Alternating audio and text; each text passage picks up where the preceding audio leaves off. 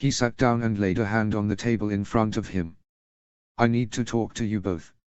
I will be issuing orders today to complete preparations for the move to Winterfell. Renly, as I said before, I want you here to complete what needs to be done with Baelish's damned mess. Stannis, I need you to find me a replacement as Master of Ships. Stannis, being the awkward bugger that he was, bristled. Have I not done enough a job for you, Your Grace? He did his best not to bristle back. Stannis, with Jon Arryn injured, I need a new hand. Not an acting hand, a new hand of the king. And you are the best person I can think of for the job. This seemed to stun both of his brothers. Me? Stannis gasped eventually. Why? Even if Jon awoke today, right now, he cannot take up his duties again anytime soon. And I need a hand now. Whatever it is that's coming, it's coming soon, I feel in my bones. He paused. The next words came haltingly. I have not been the best of brothers to you two. Renly, I have not been there enough for you to learn what it is to be a lord. And Stannis, I have not acknowledged your efforts enough. You have done much for me. I have not done much for you. And I apologize for it. But now I need you as my hand. Will you accept the position? Stannis stared at him, an odd light in his eyes. He seemed to almost be choking on something. And then he nodded choppily. I accept it, Your Grace. There is much to do therefore. A weight lifted off him. There is. But first take note of this. We are Baratheons. Our children aside, we are the last of that name. We must trust each other. We must stand together. Because unless we do, we will die apart. There has been too much division of late. I would have us united again. Baratheons against the world if need be, but Baratheons united. His brothers stared at him for a long moment. And then they nodded. He grinned fiercely. Good. Now I have a voyage to plan. Is Cersei going with you? Stannis asked for some reason. He grunted. She'll not like it, but she'll come with me. For one thing, I mean to betroth Joffrey to Ned Stark's oldest daughter, Sansa. She'll have to come, just for that. Very well, Stannis nodded in what looked like satisfaction, and Robert remembered how his brother disliked Cersei and her whining nags. It shall be arranged. We can send a proper Baratheon on a guard with you, quiet like. Good. He beamed at them again. There was nothing quite like having your family around you. Jory. There tended to be a silly grin on his face at the oddest times, or that was what his grumpy uncle had told him. He couldn't help it, he was too busy being happy. That said, he had a duty to be serious when going about his duties for Lord Stark, and he schooled his face to solemnity. Besides, he had a lot of thinking to do. Anna had no family in Winterfell, obviously, so who could he ask for her hand in marriage? Was he moving too fast for that matter? He resolved to have a quiet word with Lady Stark. He needed to do this right. He strode up the stairs to his post in the main gatehouse. He was going to succeed his uncle one day, but until then he had a lot to do at Winterfell already. Lord Stark relied on him a lot, especially as he was spending so much time researching how to kill others. The thought still made his breath catch a little. The others. They had been gone for so long, but now they were back. He had no doubt on that matter, he had heard the call. A sigh ripped his way out of him. And then there were the other monsters. The human ones. He didn't like the fact that Roose Bolton was in Winterfell. He'd heard some odd rumors about that man and his unlamented bastard son. He knew that Lord Stark was suspicious about how Ramsay Snow had come into existence. That said, the boy was dead now. Besides, Domeric Bolton was a far better man. A horn blast above his head made him stare at the ceiling for a moment, and then he was out of the room, hurrying up the spiral staircase that led to the highest part of the gatehouse. There was a guard there, Ricard by name, named after the murdered lord, with the new mirrorish glass at his eye. What's amiss? Jory gasped. Ricard passed the glass over and then pointed at the distant shadow that marked the nearest part of the Wolf's Wood. Over there. He focused carefully and then paused. 10 people were walking towards Winterfell. They were all leading horses, and one of them was holding a banner of parley. As they came closer he frowned. They were a combination of men and women, and they were all dressed in the oddest armor he'd ever seen, all mismatched, or that was what it looked like from a distance. Strange, he muttered, before striding over to the other side of the parapet and looking down at the courtyard. His uncle was standing there staring up at him. Riders on foot. 10 of them, bearing a banner of parley. What house? None. They look like hill clans though. His uncle nodded and then hurried off. Jory watched him go and then turned back to the odd collection of people approaching Winterfell. He had an odd feeling about this. Bronn. He had left King's Landing as soon as he was able to. He'd secured his money carefully with a representative of the Iron Bank at King's Landing, with everything written out in triplicate, a copy for the bank, a copy for him and a copy for the god of paperwork, presumably. After that he'd saddled Seeker and left the city. He'd always hoped one day to have a hold somewhere. Even just a small one, a tiny place. Somewhere safe. Somewhere to raise a family eventually. He needed to work a bit on that last part. Foxhold was a small town, as Lord Arryn had said. It straddled a road that led to the high road. The castle overlooked it all, and the more he looked at it the more he liked it. It was on a crag, had one main gate that looked as if a man with an bow could defend it with his eyes closed. As long as the gates were closed and he had enough arrows, admittedly, but it looked like a strong place indeed. There was a guard at that gate, a grizzled veteran by the look of him, leaning on a spear with a shield hanging from a hook by the gate right by his left hand. As Bronn approached, the sentry shifted his grip on the spear and then called out, "Who approaches the foxhold?" Bronn reined in Seeker and reached into his jerkin to pull out the precious scroll with Lord Arryn's authorization. "I am Bronn Castle, by order of Lord Arryn the new Lord Foxhold." The sentry's eye widened for a moment and then he pulled his spear up into a formal salute. "Enter, my lord." "My lord." The words rang like a bell in his head and he had to admit to being a little dazed. He really was a lord. His father, had he been alive to see this, would have been grinning like a fool now. He missed the old man, with his tales of the things he had seen. Bronn rode through the gate and into the courtyard to one side.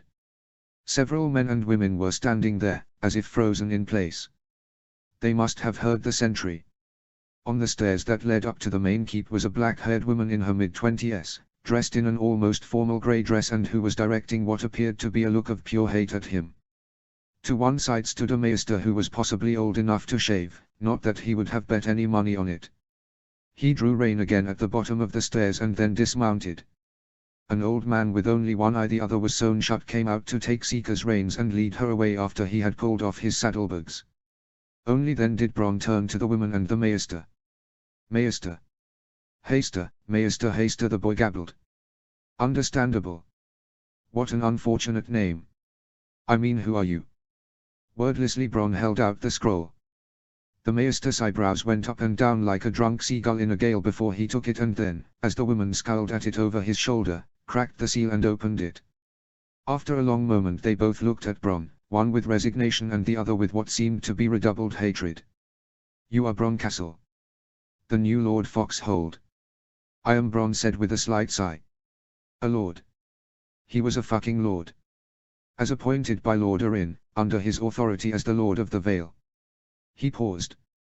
The woman was actually inspecting the seal carefully, followed by Lord Arryn's signature. "Something wrong?" "Just checking," she replied, before finally adding, "My lord." "And you are?" "Ursula Stone," she said in a voice that sounded rather like her last name. "My lord. I am the steward of Foxhold." He felt his own eyebrows flicker a little. "Steward?" "Aye, my lord."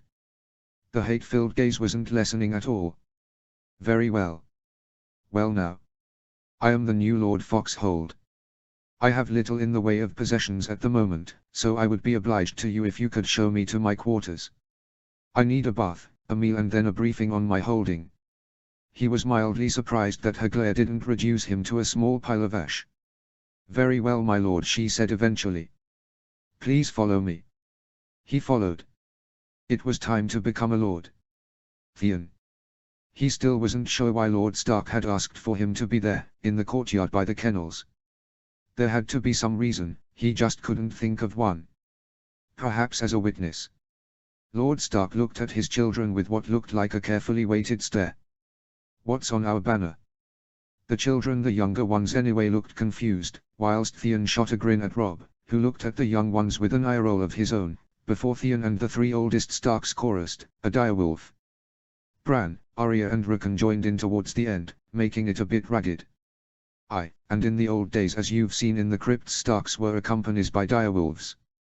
Their own direwolves. You've all seen the direwolf pups." Lord Stark sighed. "Now listen, all of you. This is important. Winter is coming. I know that I keep saying that, but it's true. There is a winter coming. A terrible one. So you'll need to be protected." He led them over to the kennels, where the female direwolf was waiting. There was an odd bond between those two, something that had been there since the night that the creature had arrived in Winterfell. The direwolf huffed a little and then moved to one side to reveal the pups. They seemed to grow a little every day and their eyes were open already. Dog puppies gambled and played. Direwolf puppies, well, they had the odd wrestling match to be sure, with growls and yelps as ears were tugged at, but these puppies seemed to be almost as grave as their mother, to be honest. They even seemed to be almost lined up. Lord Stark looked at the direwolves, smiled slightly and then swapped a look with Robb. Ah. This had to be something from Robb's memories. He smiled slightly inside and then wished that, no. That door was shut now. He would never have the same level of friendship with Robb as he once had. Not after what that other him had done. "You, my children, are to have direwolves all of your own. The grey one at the far end is Robb's direwolf. Robb, I understand that you already have a name in mind." "Grey Wind," Robb said without a moment's hesitation. "Ah. That was Robb's direwolf from that other future. That's his name." Lord Stark smiled a little. Then he pointed at the next one, which was grey with yellow eyes. "Sansa. That one is yours. Take care of her. She looks to be a little lady." He placed the slightest stress on the last word and Theon suppressed a slight smirk. "Subtle." Bran got the next one and then Arya. From the way that her eyes lit up he could tell that she already had visions of wargs bounding through her head. Rickon got the next, but was told to think of a good name, and then Jon was given the white one with the strange, almost weirwood-like red eyes. That just left the little one at the end. The little, light grey one with the eyes the color of the sea. He'd been wondering who that direwolf was going to go to. Lady Stark perhaps. Or Benjen Stark. He'd need a direwolf at the wall. That said, could he take the time off being first ranger to bring the pup up? Lord Stark reached down and picked up the grave little direwolf and then he looked at Theon. "Theon," he said, "you have been like a son to me at times, and a brother to Robb. I know that you have seen much recently and turned to the old gods as a result. You are more of the North now than the Ironborn. You have sworn to protect Winterfell and the North. Will you accept this direwolf as a symbol of this?" His heart seemed to stop in his chest for a moment and then hammer as if he had been running a race. He stopped speaking. He was being squeaky. That was a bad thing. "I'd be honored, Lord Stark." Lord Stark handed the little direwolf over to him and he cradled the little creature in his arms. It was a boy pup and it looked up at him with a pair of almost intent eyes, before yawning hugely and then seeming to fall asleep. He realized that he was staring at the pup when a hand descended on his shoulder. Robb was there, next to Lord Stark, and he was smiling at him. "This almost makes you a Stark, you know." It took him a long moment before he could find the right words. "I would like nothing else than to be Stark. There's more for me here than I'll ever find at Pike." Robb looked at him intently. "That other future is gone now," he said in a voice pitched barely enough to reach Theon's ears. "It's gone." "Aye, it has," Theon replied. Then he smiled. "I'd rather be a Greystark than a Greyjoy." "Not a bad thought," Lord Stark said as he approached. The others were dispersing, with many a backwards glance at the pups, who had merged into a sleeping mound of fur and whiffling noses. "One to keep quiet, although now you have a direwolf, well. Let them talk. You need to think of a name for the pup though. He'll be ready to leave his mother soon." "Does she have a name, father?" Robb asked with a frown. I've been thinking about that. I need to talk to Hojan Reed about it. He almost said a name when he arrived, and as that lad has the green sight, I want to make sure that my hunch is a right one. Theon thought about it for a long moment. Mist, he said firmly. His name is Mist. Lord Stark nodded firmly. A good name, he said quietly. A good name. He opened his mouth to say more, but then a horn sounded from the gates. A few moments later old Roderick Castle appeared, puffing slightly. My lord, the older Castle panted. 10 people approached the main gate. Jory says that they look like hill clans. And with a flag of parley. Theon strode over to the heap of pups and gently deposited Mist there. And then he hurried after the others, who were accompanied by the direwolf. Something was happening. Ned. He frowned to himself as he strode towards the gatehouse. Hill clans. Now. They had all sent ravens pledging support to him against the others. So why would 10 of them appear before the gates of Winterfell with no word of their arrival beforehand? Why a flag or parley? And why was his direwolf padding at his side? She looked at him for a moment and let out a huff of air that almost sounded amused for an instant, and then she looked ahead again. The gates were creaking open and he could see others starting to approach. Roose Bolton was there, next to Great John Umber, with Howland Reed following from what looked like the path to the Godswood, his children following him. All nodded gravely at him and he acknowledged them with a nod of his own. The 10 people that came through the gates were an odd collection. They were dressed in a shambolic collection of pieces of armor, and it took him a moment before he realized that the party was comprised of both men and women. One was a huge man with 2 axes strapped to his back, carrying a chest and the proud owner of a beard that even Lord Karstark, had he been there, would have found to be impressive. The moment that they all caught sight of him they stopped dead in their tracks, several with their faces working with emotion. And then the man carrying the banner of parley, a grey-haired man with a beard, stepped forwards. He grounded the banner and then turned to glare at the others, before going almost hesitantly down on one knee. The others followed his example. After a long moment the man looked at him. You are Lord Stark. The Stark in Winterfell. It was not a question, it was a statement of fact. And the accent. I am, he answered. I am the Stark in Winterfell. The man nodded. I see you and your direwolf. It is as it was foretold. I am Rhys, son of Dana. For some reason one of those names rang a bell in his mind, but then the man was speaking again, his voice tight with emotion. You called us. We have come. We are first men, all. We remember the tales of the long night. You have our swords. His eyes flickered at the massive man to one side of him. And our axes. But we are here. We are the free folk of the Vale, those who did not bend the knee to the Andals. Ned stared at them. You are the mountain clans of the Vale. So they call us. We are the free folk. Lord Stark Howland called out formally, these must be the people who crossed the neck without us knowing. Rhys smirked a little.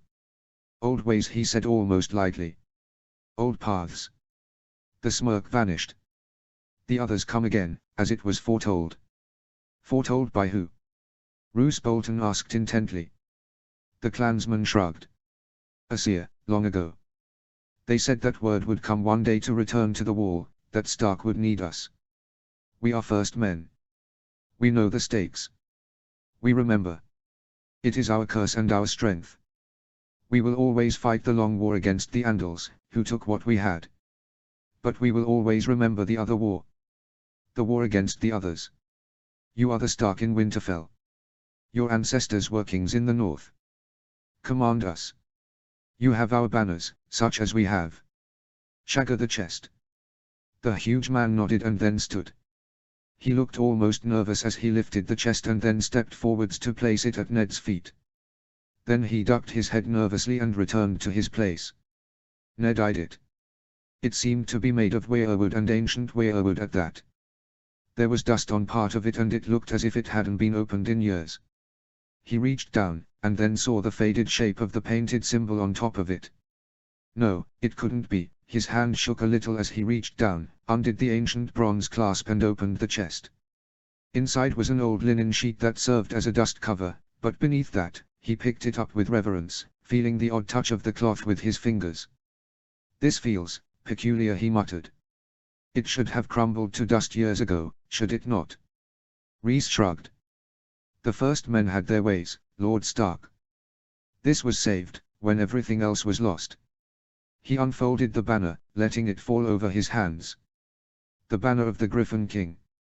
The last first man king of the Vale. His voice shook a little. We could not come in time.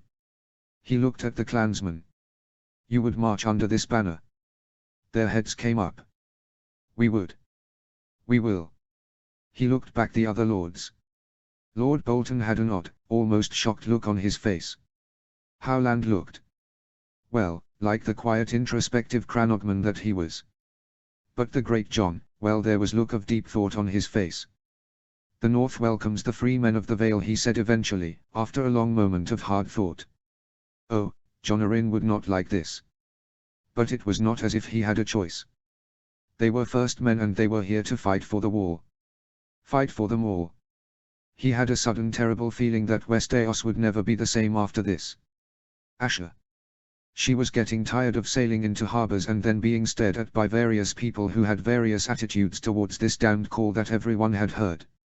It had been bad at Harlaw and Old Wyk. It was worse in Great Wyk. There hadn't been a dead man on the breakwater of the little harbor that she sailed into, which was a relief. But there was a dearth of anyone who looked like a drowned man. Where were Damfair's men? She shrugged it off as she strode down the gangplank after issuing orders to her crew to revictual the ship and stay close to the nearest tavern. Then she dickered with an ostler over the hire of a horse and finally rode up the hill, taking her bearings from the headlands. It was an unpleasant thing to admit, but she wasn't looking forwards to this. It was already bringing up a lot of old memories, memories of father's disastrous war. Mother had started to go downhill from that point. Old Graham had helped to fill the gap a little. She had been a nursemaid and at times almost a mother to her and Theon. She'd always been there to tend to a scabbed knee or mend a broken toe. And she'd always had the most amazing stories, ones about ghosts and sprites and mischievous sea imps. But there had been the other tales. The odder ones. There had been the one about the talking trees, the one about the antlered man and other one, the one that had made her come here. The one about the golden writing on the wall. That couldn't have been a tale plucked from the air. Old Graham's real name was Elis Stonerbrow and she'd been with them at Pike for almost 2 years, until father had abruptly dismissed her and sent her packing. She'd once asked him why, not many years ago. He'd just stared at the nearest wall, a frequent victim of his stares, and then grunted something about the woman filling her head with Greenlander nonsense, which had confused her given the fact that old Graham had been born and brought up on Great Wyk. The Stonerbrows were an old family, or so she had heard. They had always been on Great Wyk and judging by the way that people glared at her as she approached their home they were respected. Perhaps even loved. She had that scratchy feeling about the eyes that she got when imminent potential violence was in the air. This part of Great Wyk had a reputation for being clannish, even by Ironborn standards. Old too. When she reached the house she dismounted. 2 men were at the doorway watching her and she could tell at a glance that they were related to old Graham. The same nose and chin. Much younger though. Both had their hands on the pommel of their swords. Who are you and what business do you have here? I am Asha Greyjoy. I want to see Elis Stonerbrow. She was my nursemaid when I was a child. The 2 men stared at her and then stared at each other and she watched their reaction, confused. What was going on? The older of the 2 scratched his head and then took his hand off his sword. She sent word for you to come, yesterday. But she said that you might just arrived on your own tide. He shook his head. How, she's inside. Wants to see you. She blinked at them both and then strode through the doorway. There were others in there, people who must have heard the exchange outside, because they made way for her. Many looked as if they were on the verge of tears or ready to kill. From the high-pitched noise that occasionally could be heard from the rear of the house someone was sharpening something. Probably a sword. She found old Graham in a large bed, with a large number of her relatives around her.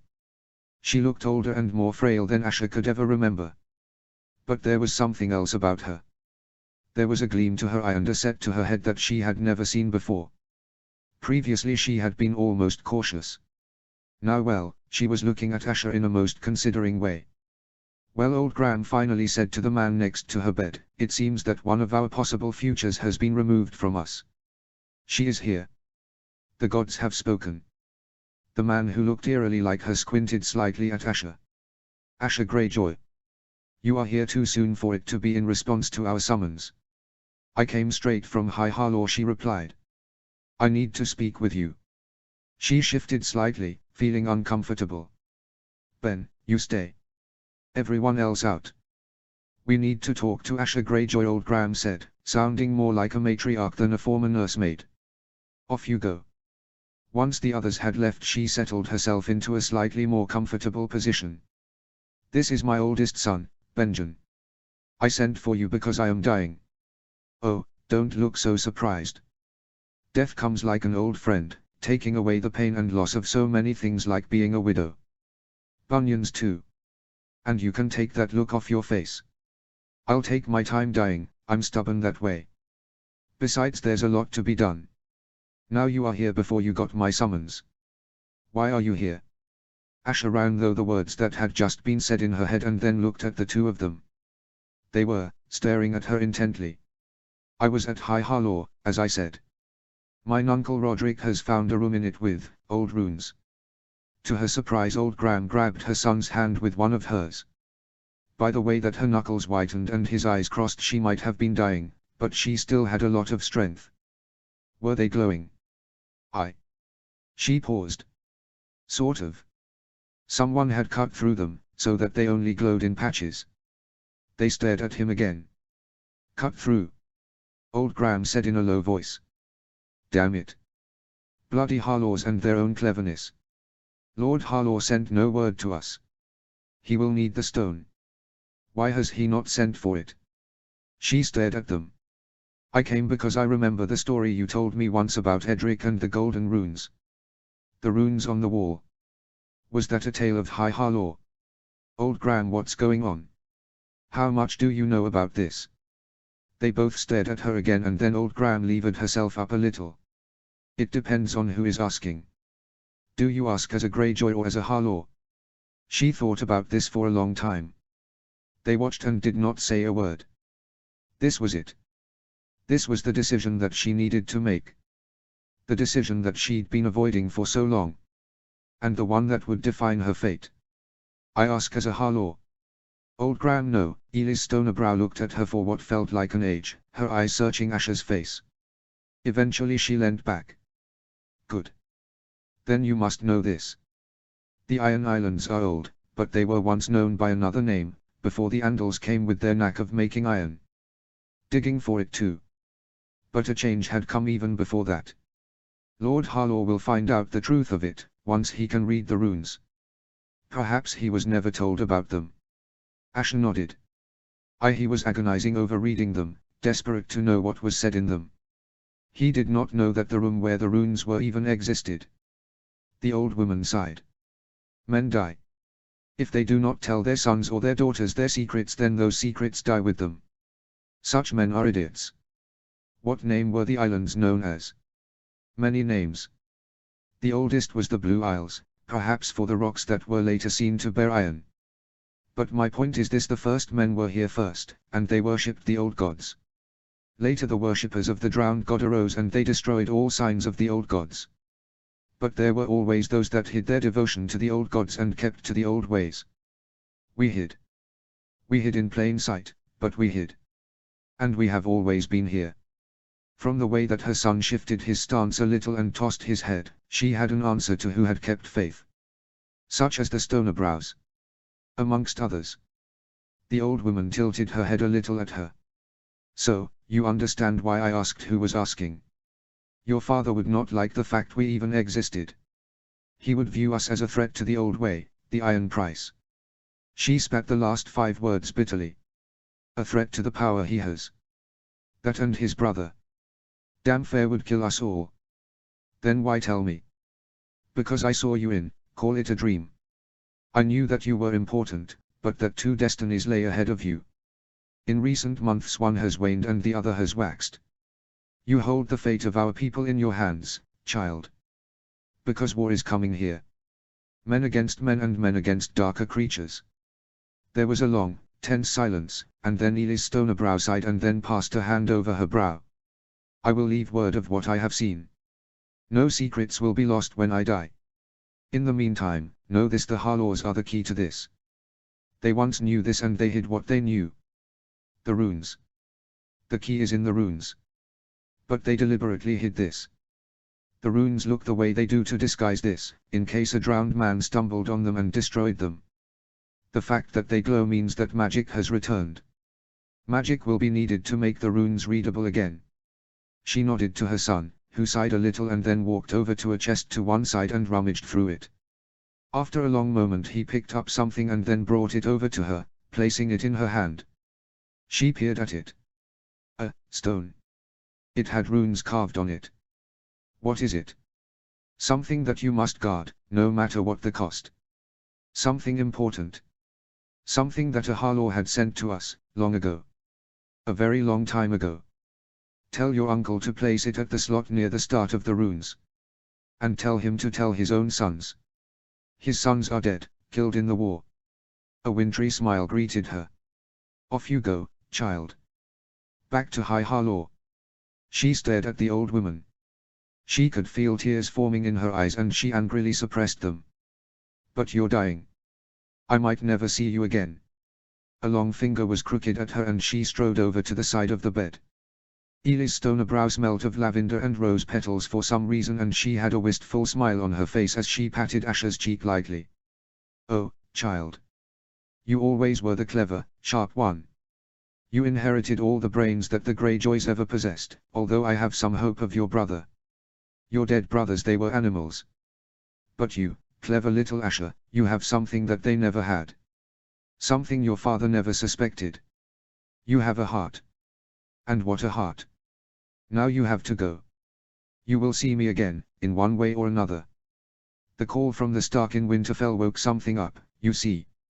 Many more are aware of it now. Many more will see. Your father and his brother wish to close people's eyes. Well, you and Lord Harlaw must stop them. Because otherwise death will come to Pike.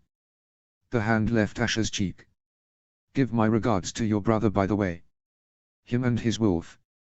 Asher opened her mouth to ask what she was talking about, but she seemed to have fallen asleep. Ned Stonerbrow looked down at his mother and then led Asher out of the house. As she left she saw that something of a crowd had gathered, one that fell silent at the sight of her. The moment that Ben Stonerbrow smiled at the people around them, attention seemed to lift.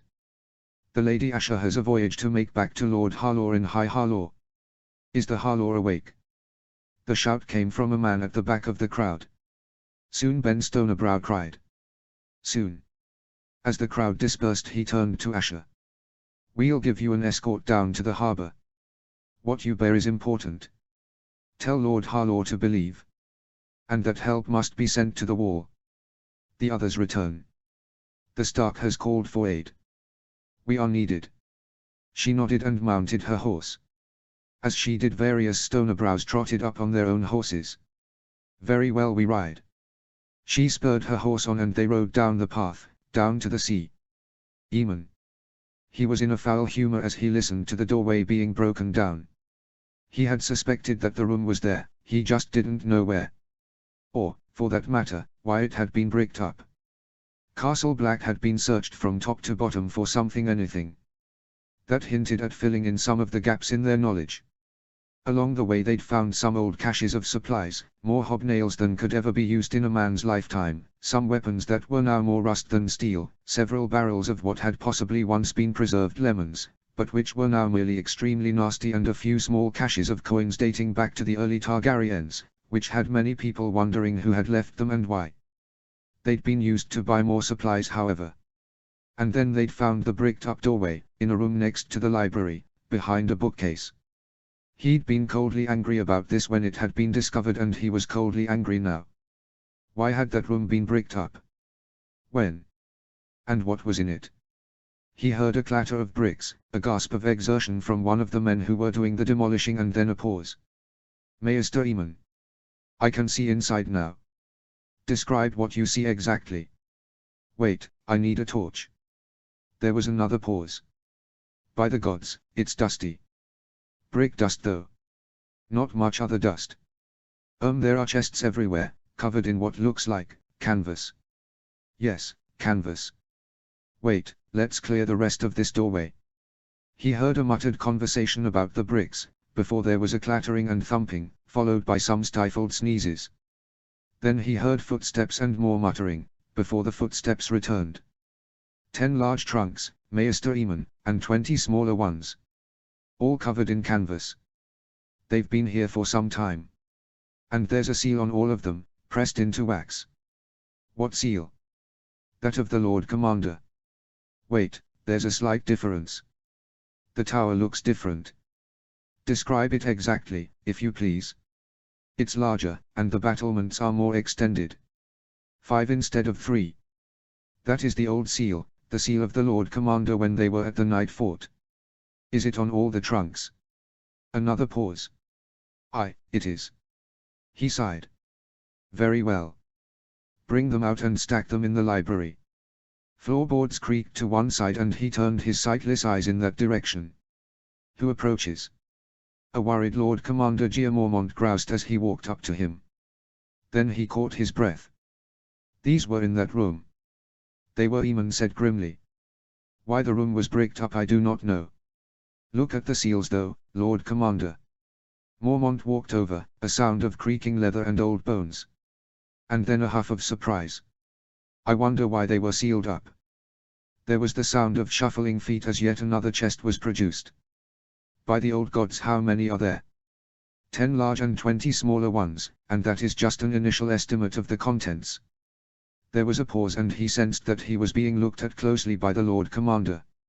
You do not sound happy, Maester Eamon. I do not like the idea of vital knowledge that is hidden. I do not know what is in these chests. I do not like the thought that all of this will have to be sifted through, taking valuable time. And never before have been so ashamed of the loss of my eyesight. I am old. I am weak. I am useless. He raged the words as he beat at the table next to him with a clenched fist. He was angry, more angry than he had been since the fall of his house. The dead come and we flail and scrabble for scraps of information hidden by our ancestors. I am supposed to be the Maester of the Citadel and I feel ashamed. He took a deep breath of air into his lungs and found his point of balance again. Your pardon, Lord Commander. I did not mean to lose control like that. The floorboards creaked as Giamormont approached and laid a hand on his shoulder. I feel your shame, he muttered in a low voice. Never have I felt the shame I feel now as to how low the Night's Watch has fallen. But we still live, and where there is life there is hope. Eamon lifted his head. You have right of it. I will need more assistants, men who can read. I wish that I had the expertise of Lewin and young Robb Stark, but we will have to make do. Men and women arrive every day. I will ask amongst them. Another set of feet sounded on the floorboards, feet that stopped dead. By the 7. What have you found, Maester Eamon? Alisa Thorne said, sounding astonished. Long hidden secrets, Eamon replied dryly. Secrets that should not have been hidden. Perhaps. We'll need to open them all. Thorne said wryly. Then he paused. Eamon heard a crackle of parchment and then a rustle of what might have been a quill. Lord Commander, this was found by a patrol this morning, by the gate. The parchment crackled again. Mormont said thoughtfully. Interesting. Maester Eamon, this is a message from Mance Rayder. He says that he visited Winterfell and has talked to Lord Stark. He says that the wildlings will not raid anymore, but that we must treat with him most urgently.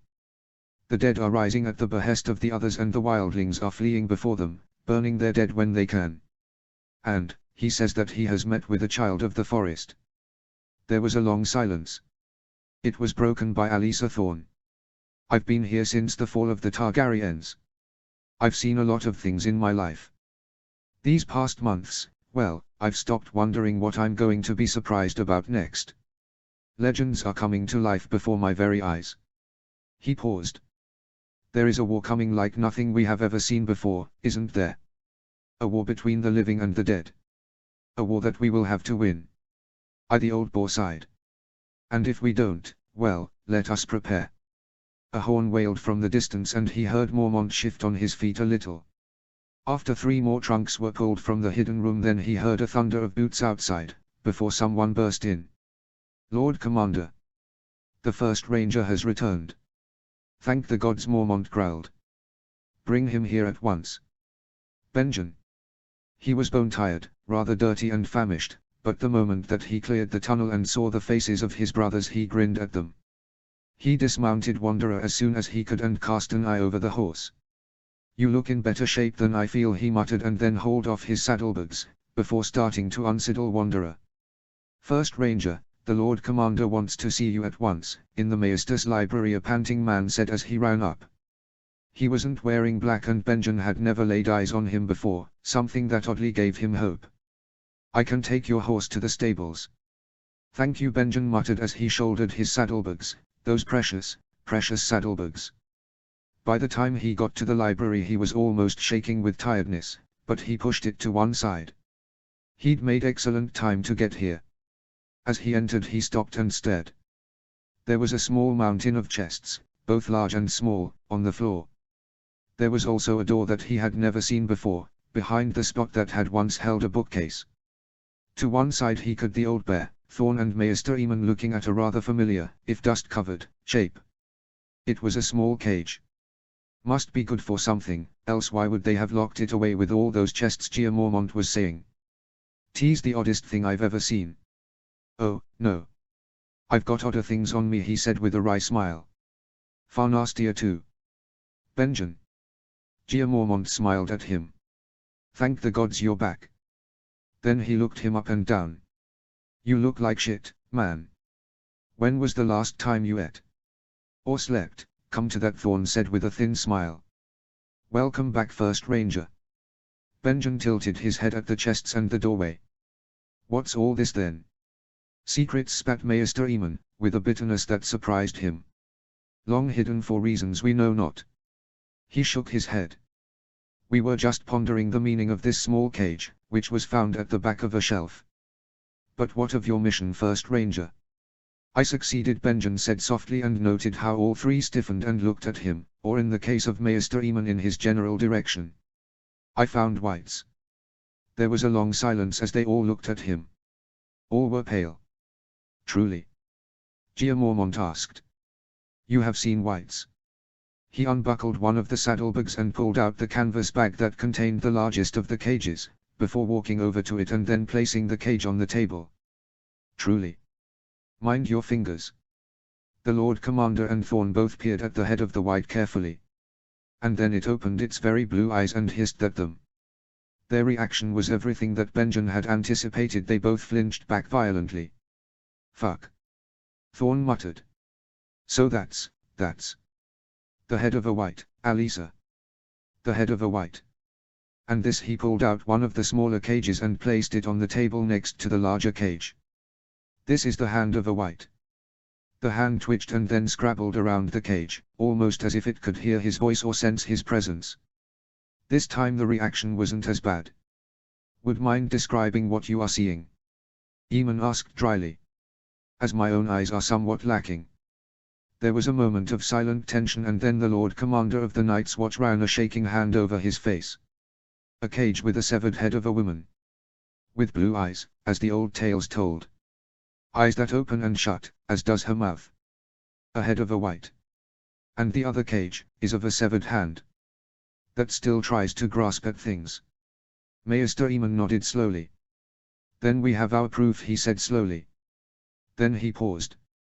"You said that they were in cages. Where did you get the cages from, First Ranger?" Benjen sat down with a sigh. "A place called Overlook. By the fist of the first men. Originally built by rangers of the Night's Watch, but long forgotten by us." "Long forgotten indeed. I only know of it because I met someone who knew of it." He paused. "I am not sure what kind of man he is. Long lived for some reason. He now goes by the name of Cold Hands, but his original name, mad as it sounds, was Rickon Stark. Son of Edwyle Stark." If the previous silence had been a long one, this next one was longer still. It was broken by Maester Eamon. "Edwyle Stark, if I have my genealogy right, died many centuries ago.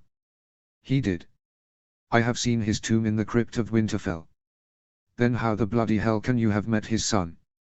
Alisa Thorne asked. Benjen shrugged. He rode an elk and never showed the lower part of his face.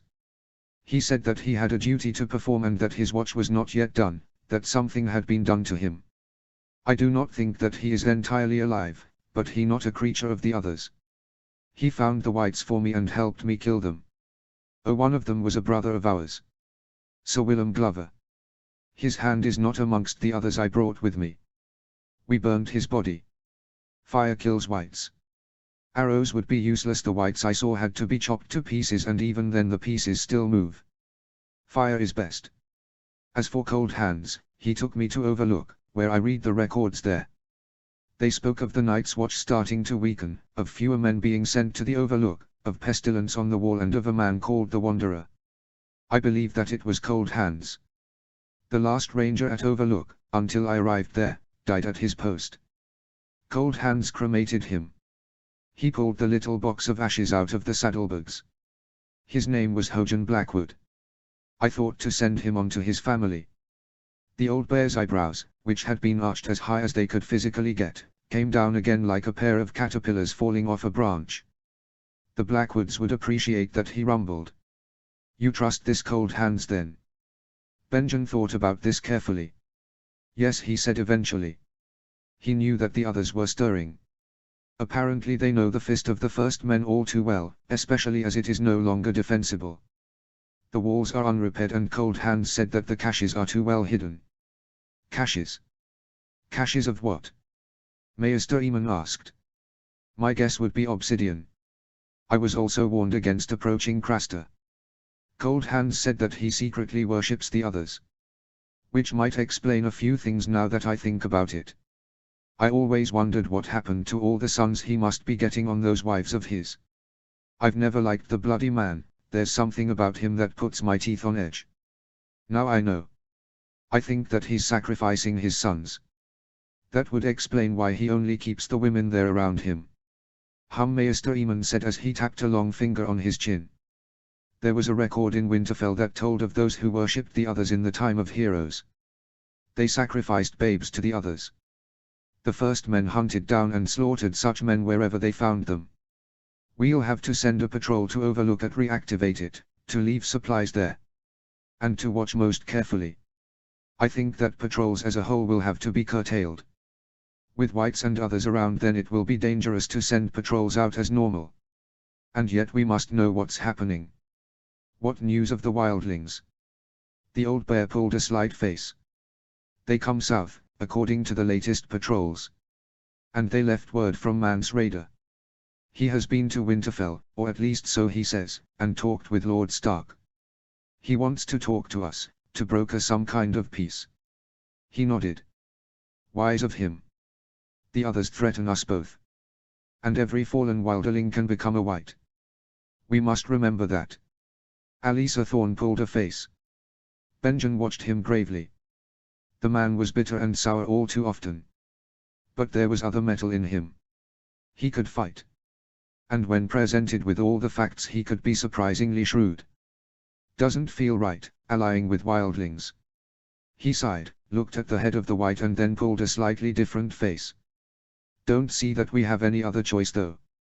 Not with these things headed our way. I need to talk to Ned Stark as soon possible, the old bear rumbled. How many cages with pieces of white did you bring us? 6, the head and 5 hands. We'll send half to Winterfell and half to Eastwatch, to take ship for King's Landing and perhaps the Citadel. We need to show the South what's coming. Benjen, get some food, some sleep and a bath. You need to ride for Winterfell. And I will need some eyes to read whatever records are in these books. Maester Eamon's face lengthened for a moment. Time is our enemy now, my brothers. The Starks are right, winter is coming. Chapter 15. Chapter text. Jon O's. He sat on Bess and stared blankly at the horizon. The view was good up here. It wasn't a big hill, else it would have been fought over and fortified at some point, but it was a place that commanded a good view. Perhaps one day it would have a name. Truce Hill, or Parley Hill. Bess snorted a bit and he reached down and patted her neck. She was a good horse. Steady. Reliable. Not that clever, but brave. He smiled slightly. A bit like him really. He looked back the horizon. The sun was close to noon by the shadow the tree behind him was casting on the ground, and he calmed himself a little. There was too much riding on this to remember the past. He had to put that past behind him, to move on, difficult as that was. They needed to meet to make sure that all was well, that the truce held. He sighed, dismounted and then tied Bess up on the tree to one side. Seeing motion to one side, he squinted down the hill. A small knot of riders had arrived, their leader mounted on a black horse. After a moment the leader trotted up the hill towards him, leaving the others behind. He smiled slightly.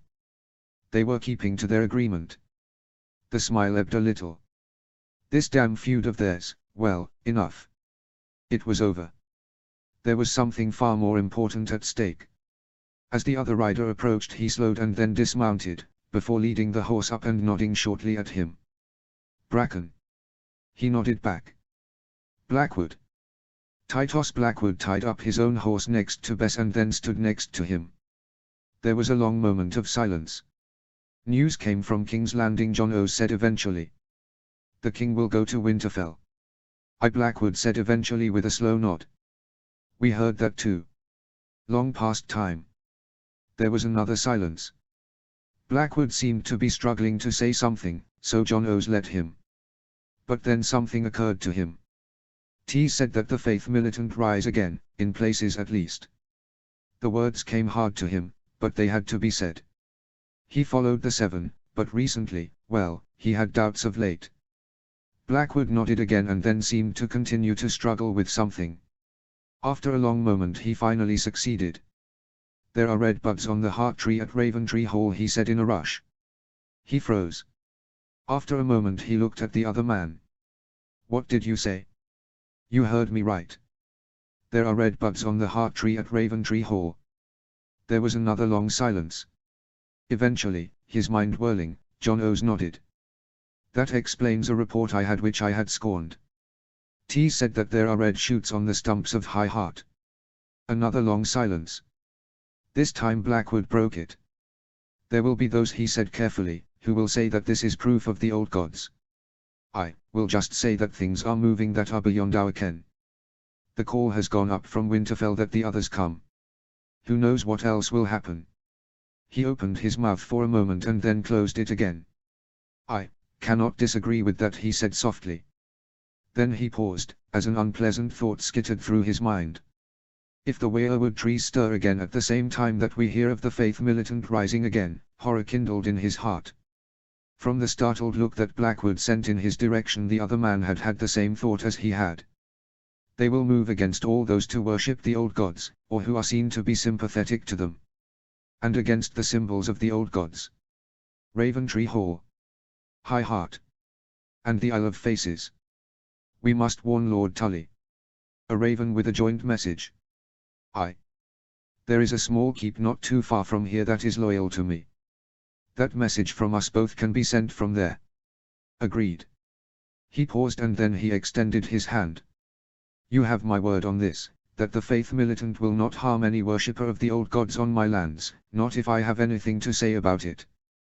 Blackwood stared at his eyes intently and then slowly reached out his own hand and shook his. I thank you. Now we must ride. John O's nodded, strode over to Bess, and then waved to his own party at the other side of the hill. Startled faces stared up at him and then he mounted Bess. Ride to the other side of the hill, he bellowed, and then waited until Blackwood was also mounted before thundering down the hill towards the Blackwood party. There was not a moment to be wasted. Robert. When he had been a young man he'd been able to lift a log as thick as his head. Ned had always joked quietly about that part, and as long as he was tall onto his shoulders and then walked 10 times around the sparring ground of the Eyrie with it. Today he had made 5 circuits of the Red Keep's training ground with the same kind of log, before finally rolling it off his shoulders and standing there and panting. Well. Yesterday he'd gotten 4.5 times around. He was improving. Still wasn't good enough, but better than yesterday. There was a bucket of water to one side and he poured it over his head. Gods, but he ached. It was a good ache though. It meant that he was doing things right. The fat was going. The muscle was coming back. It was slow, but it was there. He made a mental note to talk to Selmy about how they were going to train him on board the ship to White Harbor. The last thing he needed to do was to fall behind in his plan to get fighting fit again. A sea voyage was a poor excuse. He wiped the water that had dribbled into his eyes off and strode over to Stormbreaker, which was leaning against a wall to one side. The sword felt like a part of him these days, as if he had always wielded it. It was enough to make him wonder about it a lot. Selmy had been told so many stories about it when he was a child. Robert had not. Why? Was it because Argella Durandon had been unable to trust her husband? What had Ois Baratheon been like? Had he been capable of listening? Hearing the pad of soft feet approach, he looked up and was unsurprised to see Varys approach and bow. "Your Grace." "Varys." He stretched and then winced a little as something popped somewhere in his back. "What news?" "Preparations for your departure to White Harbor go on apace, Your Grace. I regret to say that Lord Arryn has not yet awoken. And it has been confirmed that the Company of the Rose has sailed from Pentos, bound for the north." He eyed the eunuch carefully. The man had put some odd emphasis on the last four words. "And Ser Jorah Mormont has joined them." Mormont? Oh yes, he remembered the man now. He'd had it all on a plate. He'd been Lord of Bear Island, he'd been the first man through the breach at Pike, Robert had knighted the man himself. And then Idiot had thrown it all away. Marriage to Lioness Hightower, someone who was used to the comforts of Old Town, had broken him financially, so he'd tried to make ends meet by selling poachers into slavery. Ned had found out, of course. He'd wanted to execute the man himself, but he'd escaped into exile. He eyed Varys again. "Then Ned will execute him when he sees him." "Your Grace, Ser Jorah has been working for the Crown during his time in Essos," Varys admitted in a quiet voice. "He has given us valuable intelligence on a number of matters. Such as the affair of the White Stoat in Lies. Oh bugger. That had been him. And many other things. He has reported from the Free Cities many times on what they were up to, and as a sellsword he has reported on what the various sellsword companies were up to and who was paying them. He has given us valuable insights into the movements of the Dothraki, including their mysterious disappearance and also the movements of the Targaryens." He sighed. "Has he been promised a pardon?" "He has been working towards one, Your Grace. He is aware of the scale of his crime and knows that a pardon would take time. And now he's coming back anyway, before getting a pardon. Man's got balls." Varys hesitated for a heartbeat before clearing his throat for a moment. "Word reached me that he has heard this call that so many of the descendants of the First Men have heard." Robert stared at him and then closed his eyes and pinched the bridge of his nose with a finger and thumb. "Bugger. Indeed, Your Grace." He placed a hand on Stormbreaker and thought long and hard for a moment. Then he made a decision. "Issue the pardon. Send word of it to White Harbor and also to Ned at Winterfell. Tell Ned I'll talk to him about it when we reach Winterfell. Make it clear though that the pardon does not make Ser Jorah Lord of Bear Island again. I think that Ned said that Mormont's aunt is in charge of the place now and is doing a damn sight better job of running the place. Ser Jorah Mormont must know that we forgive for expediency but we do not forget. A merciful decision, Your Grace." He thought about it. "Merciful? Not really. There's a war coming, Varys. All I'm probably doing is delaying the moment of his death." The eunuch peered at him carefully. "Who will we be fighting, Your Grace?" This was a surprisingly hard question to answer. "I think that Ned Stark knows better than I do at the moment," he muttered. "And perhaps not who, but more what." He looked over at the log. He had a lot to do and he strode over to it and hoisted it back onto his shoulders. Looking back at Varys, he could see that the eunuch had gone quite pale. "What? You said that we'd be fighting a what, Your Grace?" He shifted the log a little so that a slight knob of wood didn't press so hard into his shoulder. "Buggered if I know. My dreams have been bloody odd of late." I keep dreaming of a white man-like creature with eyes like blue stars. He shrugged, no easy feat with a log on your shoulders, and then grinned at Varys. This call's gone out, I feel a pull north, Stormbreaker's been found, the Seven are giving warnings and the Company of the Rose is returning. There's a war coming, Varys. Best I get ready for it. And then he strode off around the yard. 6 turns around the yard perhaps. Daenerys. She leant back against the cool stone just behind the bench in the alcove and stared out to sea with almost unseeing eyes. Somewhere out there was the fleet of the ships that had taken the Company of the Rose away. And Sir Jorah Mormont, of course. The man who had told such terrible lies about her father. Lies that were true. She thought about the book she'd discovered in the Magister's library, the book that she'd read secretly. The book that she'd cried over. The book that had told her, in the mercilessly dry and clinical language of the historian, that her father had been raving mad by the end of his life.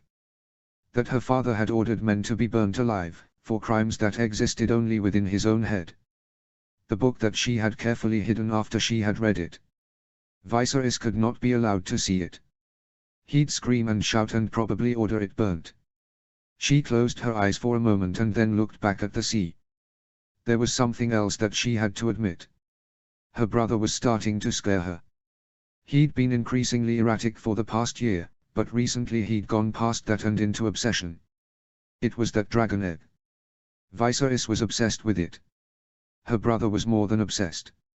He'd tell her in endless detail about how he'd fly Balerion the Greater Black Dread to the Red Keep and then hunt the usurper down, and tear him limb from limb, and roast him, and then crack the bones open, and then eat the marrow. She wasn't entirely sure who was going to eat that marrow. Which worried her. The way he spoke about it. She sighed and then got to her feet and walked back to the building. All was not well there either. Magister Mapatis was still puzzled as to exactly why the Dothraki had vanished. And he was also angry about the spy that had been uncovered. A trusted servant had vanished, someone that the Magister had trusted. The fact that he had vanished was not good, and security had apparently been stepped up. From the scraps of conversation that she'd overheard, the Magister was also worried about her brother, albeit more in a the boy is mad undertone to the man with the gurgling laugh that he occasionally met on the path that led down to the sea. As she entered her chambers, she looked at the 3 little dragon eggs fondly. They weren't as large as her brother's egg, but she was still fond of them, with their beautiful colors and the ridges and whorls on their surface. It was then that she heard a footstep to one side. She turned her head to see who was there and had just enough time to register Viserys and the anguished but intense look on his face before something slammed into the side of her head and she knew no more. When she awoke, it was to find that she had a terrible headache and felt as if she was about to be sick. It was then that she realized that there was something in her mouth and her eyes opened as wide as she could, when she then also realized that she couldn't move her hands. She looked down, her mind screaming with pain and confusion. Gagged. She was gagged. Her hands were tied together, and then also tied to her waist. Her feet were tied too. She was quivering with fear as she looked about her. Where was she? A room, somewhere out of the way, the air musty and stale. There was a table to one side and barrels beyond it. There were lit lanterns on the barrels, 6 of them in a row. It was then that she saw it. On the other side of the table was a stone slab of some kind. And there was a man spread-eagled on it. His unseeing eyes were staring at the ceiling and his throat was a red ruin. She recognized him. It was the Magister's missing servant. And Viserys' egg was resting against his throat. Along with her 3 eggs. A muffled sob reached her ears and she looked on her other side. Oh gods! One of the other servants, Tyrus was it, was lying on the stone floor next to her, also gagged and bound. And from her eyes she too was terrified out of her mind. A door creaked to one side and then booted feet hurried in, before hands pulled her to one side roughly. Viserys. It was Viserys. His hair was disordered, his clothing was untidy and his eyes were mad. Dany. Viserys almost crooned the word as he stared down at her. I'm sorry. I really am. But the Dragon King needs a dragon. I have a destiny. His eyes were lit from within with a terrible light. I need a dragon. The egg isn't hatching. So I need to give it a boost. Blood boost. He giggled at the last word. Madness. This was madness. Whhhghhh, she tried to scream through the gag and he glared back down at her. What? Oh what? His blood wasn't high enough. Wasn't enough. I need more. So I found this slut near your room. And then I had a thought, what about you? You're royal. You aren't as good as me, you're not a king like me, but you'll do. He reached out with a trembling hand and stroked her cheek. I'm so sorry. But it's for the best. After I hatch my dragon you'll see that it's for the best. How can I see that it's for the best if I'm going to be dead? She wanted to scream the words in his face. Viserys stood abruptly and then paused. A bowl. I need a bowl. For the blood. And then he seemed to shamble off, as if his limbs were only loosely connected to him all of a sudden, through a small door to one side. She peered down at her hands, almost cross-eyed with effort. The knots were tight, but if she wriggled a bit, perhaps she could get loose. She had small hands and thin wrists and she worked frantically to try and free herself. It wasn't working. She tried harder and then suddenly the door opposite her was thrown open and a man rushed in. She peered up at him, before wanting to suddenly burst into tears. It was the Magister. He looked disheveled and dirty, with a lantern in one hand and a dagger in the other. Princess! Mercatus cried and then darted over to her, moving surprisingly fast for such a large man. He gently pulled the gag from her mouth and then cut the rope tying her hands together. What happened? She coughed and then reeled as she tried to reorder her jagged thoughts. Viserys. It was my brother, he killed your servant. Blood magic I think. The Magister stared at her in horror and then looked at the body to one side. By the gods, then he sighed, suddenly looking years older. He's mad. Why didn't I listen? To who? The Magister opened his mouth and then suddenly a pottery bowl smashed against the side of his head and he staggered and then collapsed onto his back, his face suddenly bloody. The Viserys who reappeared by her side was no longer her brother but a howling lunatic. Mad. Mad am I. Peasant. Merchant. I am the dragon. He quivered and then almost seemed to jerk in place for a moment and then he threw back his head and burst into hysterical laughter. More blood. Viserys said eventually. More blood. More blood for Balerion the Greater Black Dread. He'll be strong and fast and big and he'll crunch everyone's bones and suck the marrow from them. Crunch, crunch. Won't it be glorious, Dany? Yes, very glorious. She stared at him, terrified out of her mind. She was about to scream for help, when suddenly Viserys was kneeling by her, his knife in a trembling hand by her neck. Most glorious, yes. I'm sorry, Dany. I really am. But it's all for the best. You'll see. I'll hatch your eggs too. They won't be as good, you're just a girl, so your eggs won't be as fine as mine, but I am the dragon and all dragons belong to me, you see. She was about to take a deep breath and then scream for help when a mighty hand suddenly clamped down on the back of Viserys' neck and pulled him away violently, so much so that the knife fell from his hand. Illyrio Mercatus was somehow on his feet, his face covered in blood and his legs trembling, but he had Viserys in what looked like a grip of iron. Stupid, little boy. The Magister roared the words. Mad, boy. To break, guests' rights. Kill my servant, try and kill your sister. Viserys yelped with pain. I am the dragon. He wailed the words. I am the king. You're a lunatic.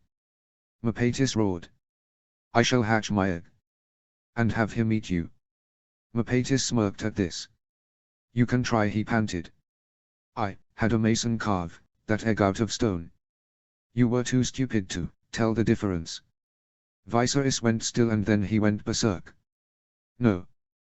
The word was howled and he shuddered out of the other man's grip and turned on him. But fast as he was, Mercatus was faster, grabbing Viserys around the neck with both hands and squeezing, his knuckles whitening. Dany watched this with horror and then her mind seemed to snap back into the here and now. Where was the knife? She looked around desperately and then saw it. Grabbing it, she sawed at the rope around her feet desperately. When she looked up again she saw that her brother was going purple in the face and beating ineffectually at the great hands that were choking the life out of him.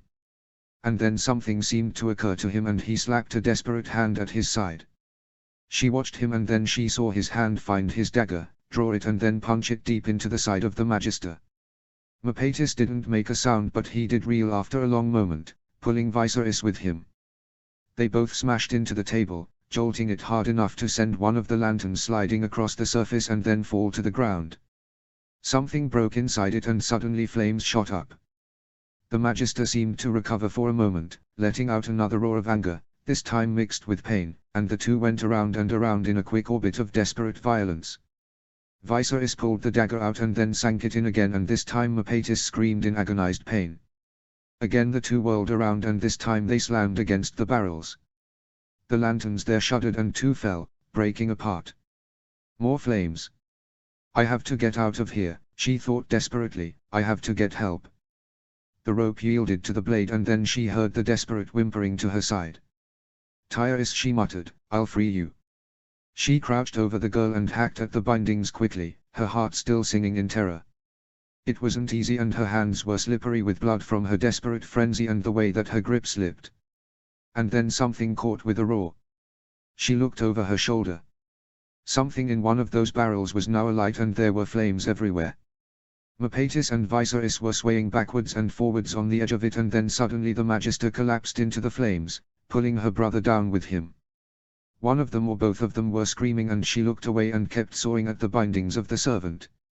It seemed to take an age. Hands first, then feet and then they were both pulling themselves upright, sobbing with terror. Get out of here, get help. Dany urged.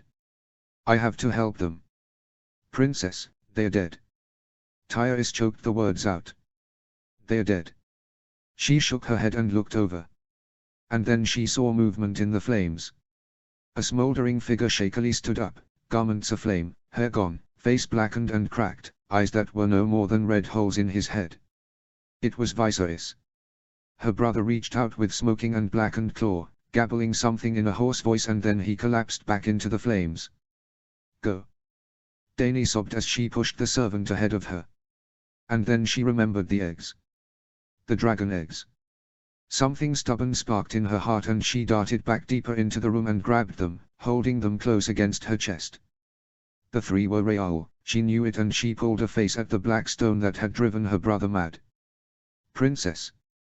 Come.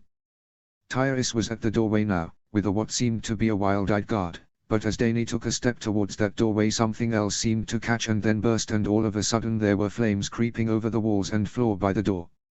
She shrank back. It was too dangerous. And then she saw the door to one side. She darted through it and then stopped dead. It was small and had what looked like the underside of a flight of stairs to one side. There was crockery stacked in places and she realized that this was where Viserys must have been when the Magister had found her.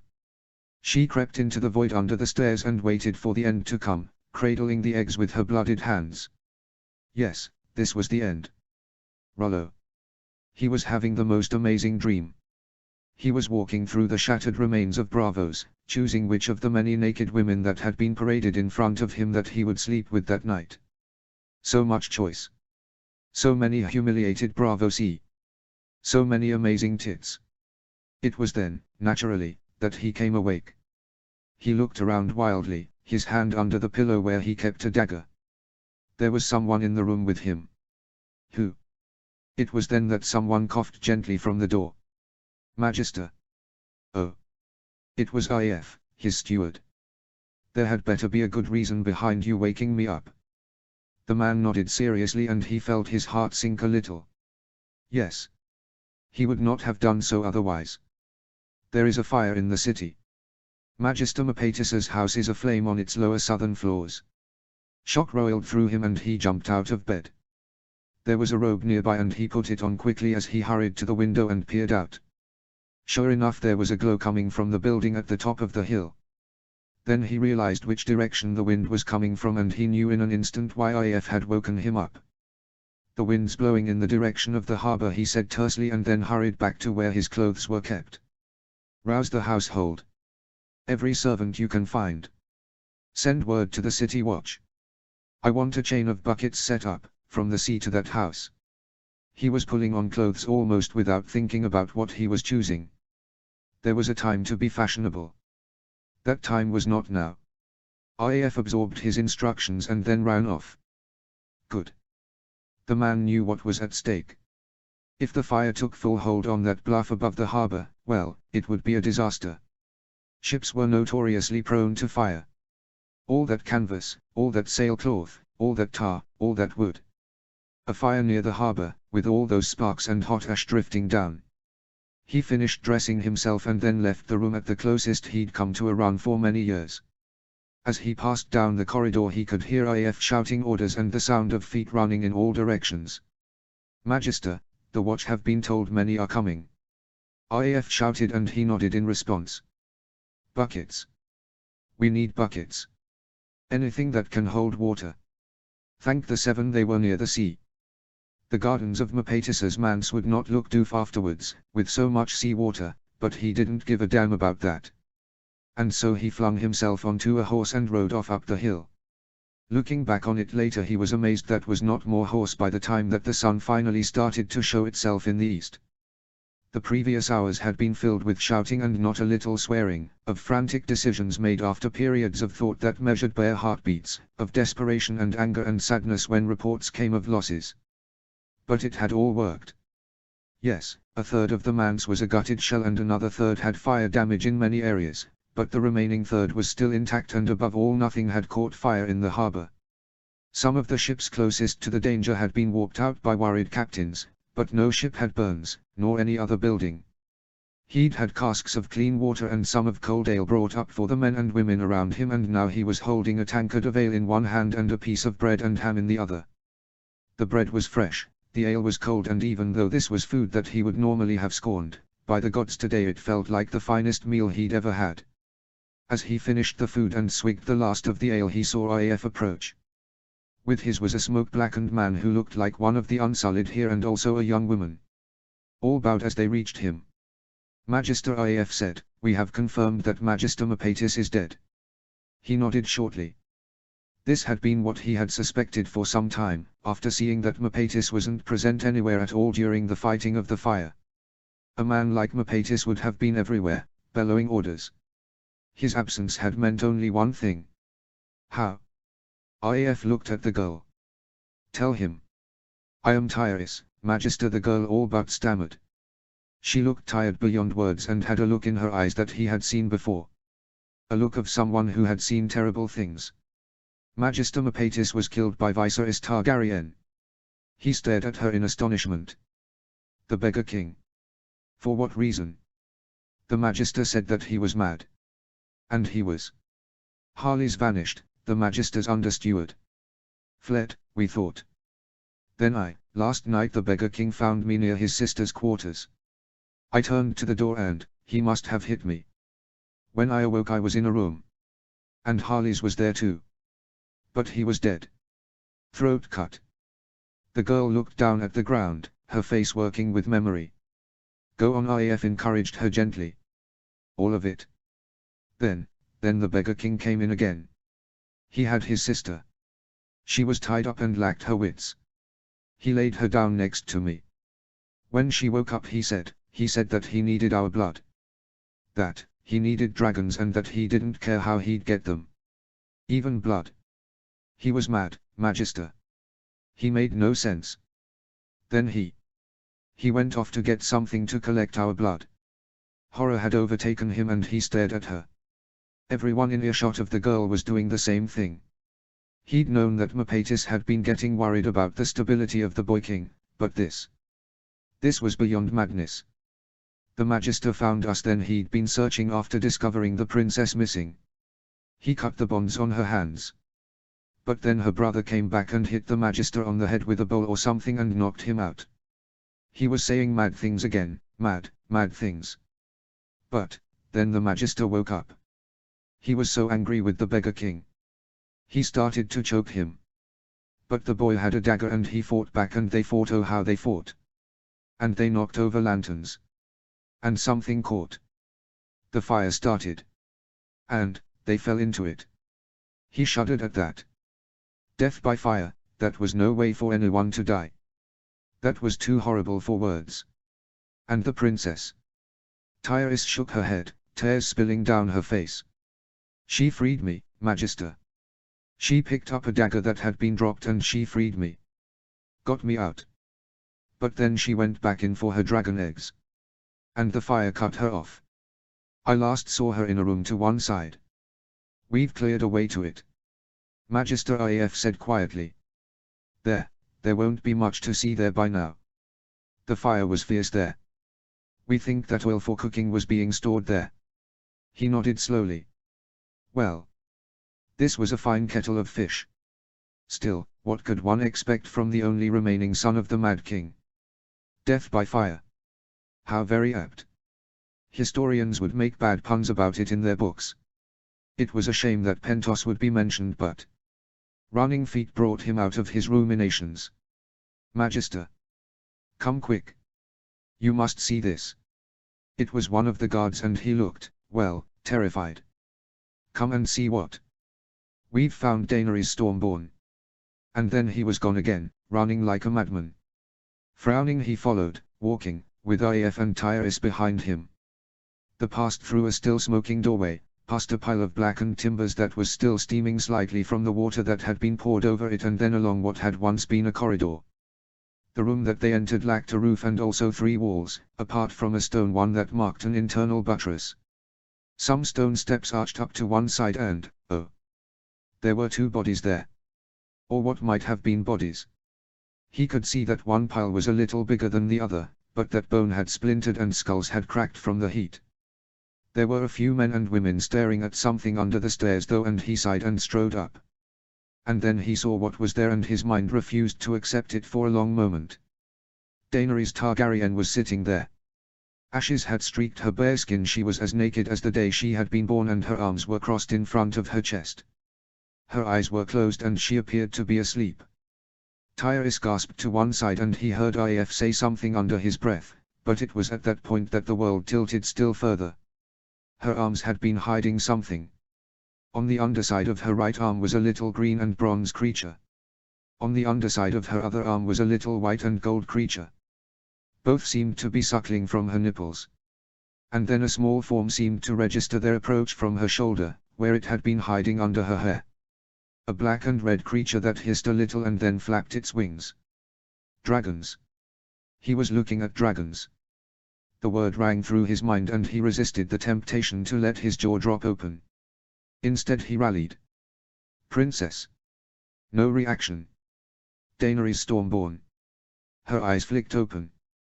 And just for a moment he saw nothing but silver light in those eyes. Robert. The trees were flying past again. Was he running or was he being pulled by some means or other? He could not tell.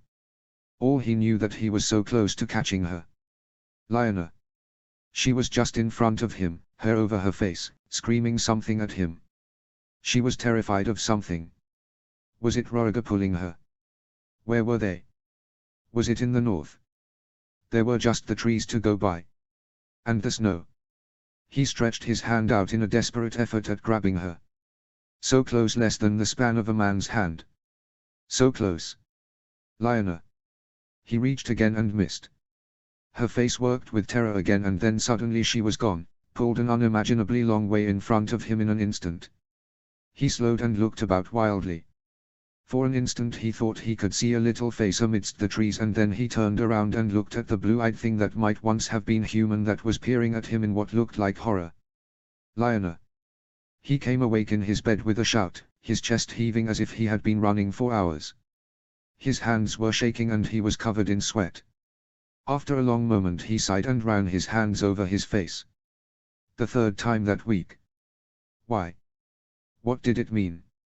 He got out of bed and strode to the window. Dawn was close. He could try to sleep again, at least Cersei wasn't there, with her sharp elbows and sharper tongue, but he knew that it would be folly to try and sleep again. He dressed quickly, picked up Stormbreaker and then strode from the room. Outside Saboros was asleep on a chair by the door and Robert glared at him with contempt. Cersei's man, he was. A Lannister man. Why had he agreed to have that craven lazy fool on his king's guard again? Well, he would be hopefully shamed by the realization that his king had left the room without him noticing. He strode off down the dark corridors. It was quiet at this hour.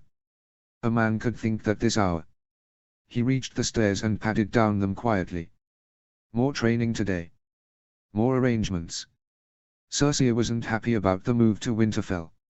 He'd been tempted to shout her down. Instead he'd just coldly told her that it was happening, no matter what she said, and that it had to happen. She'd been puzzled by that, before moving on to how much she hated the cold and how much dear Joffrey hated the cold and so on and so forth. Not that it had made a damn bit of difference, just as her protests about Stannis becoming Hand had also not made the least difference. All of her shouted comments about Tywin Lannister being an excellent hand in the past had not worked and she'd eventually stormed off. He reached the throne room. Had he meant to come here? Or was it simply where his feet had led him? He peered at the throne itself and then shook his head and leant against the nearest pillar. Why was he dreaming of Lyanna so much? What was happening with those dreams? Were they just dreams or something more? The Iron Throne squatted there in the half-light, looking like a demented vision of a normal chair dreamt up by a madman. He often wondered how much blood was on it, from the nicks and scratches that the swords it had been made from. And how much of that blood had been that of Aerys. He stared at it with blank eyes. For how long he could not say, and then he looked, almost unwillingly, at the place where the bodies had been deposited by Tywin Lannister's men. When he looked back at the throne again he saw that someone was watching him. He squinted a little and then relaxed. Sir Barristan. Your Grace. Selmy smiled wryly. You're supposed to be escorted by at least one member of the Kingsguard, Your Grace. I was most annoyed with Sir Boros when I found him asleep in front of your room. Robert chuckled a little. He was sleeping too peacefully for me to wake him. He sobered a little. I am sorry that my wife insisted on his appointment. Selmy shook his head a little. The Kingsguard make do, Your Grace. He paused. You seemed deep in contemplation. I hope that I did not disturb you. He sighed and then paced over to the dais where the throne was and sat down on the bare stone, Stormbreaker next to him. I could not sleep. Not after dreaming of, well, I could not sleep. So I came here. He shifted a little. Tell me, Sir Barristan, what would Aerys Targaryen have made of all of this? This call that went out, the talk of the others returning, the statues of the Seven and, well, everything. It was Selmy's turn to sigh, as he seemed to think very carefully. It all would have been a plot, Your Grace. Directed at him, naturally. Oh, and your discovery of Stormbreaker would have been an especially treasonous part of that plot. I thought so, he said softly, before smiling sourly. I always thought that I'd make a better king than Aerys. Perhaps I have not been the best of kings, but at least this is something that I can take action on. Whatever it is exactly. So hard to tell. Echoes from the past, eh? The old Lord Commander of the Kingsguard smiled slightly. Then he paused, as if he had something on his mind before finally saying, May I ask a question, Your Grace? Robert peered at him. There was something odd about his tone. Of course you can, Sir Barristan. Have you been dreaming a lot recently? He seemed to see Lyanna hanging in the air again amidst the trees for a moment. Yes, he said hoarsely. I have. That same damn dream of Lyanna trying to tell me something and then being pulled away from me. He looked back at the spot where the bodies had been placed on the day that he had entered the Red Keep as king. If only she'd lived. She had a fire in her, you know. Such a fire. He looked down at his belly. She wouldn't have let me go to fat the way that I did until of late. And she would have been horrified at the bodies of the Targaryen children, he knew that without even thinking about it. Not that he could say anything about it. Selmy seemed to think very hard about something, before finally taking a step forwards. Your Grace, after Stormbreaker was found I wrote to Harvest Hall, to my great-nephew Lord Aston Selmy, about certain records that my father had once mentioned. I remembered his tale of them only in passing, after much thought. T was said that House Selmy was close once to House Durrandon, but I did not remember the full details. Aston sent me a copy of the history of my house. The private one, known only to we Selmys. And, it mentioned Stormbreaker. Curiosity kindled in his heart. Why didn't you say anything of this before?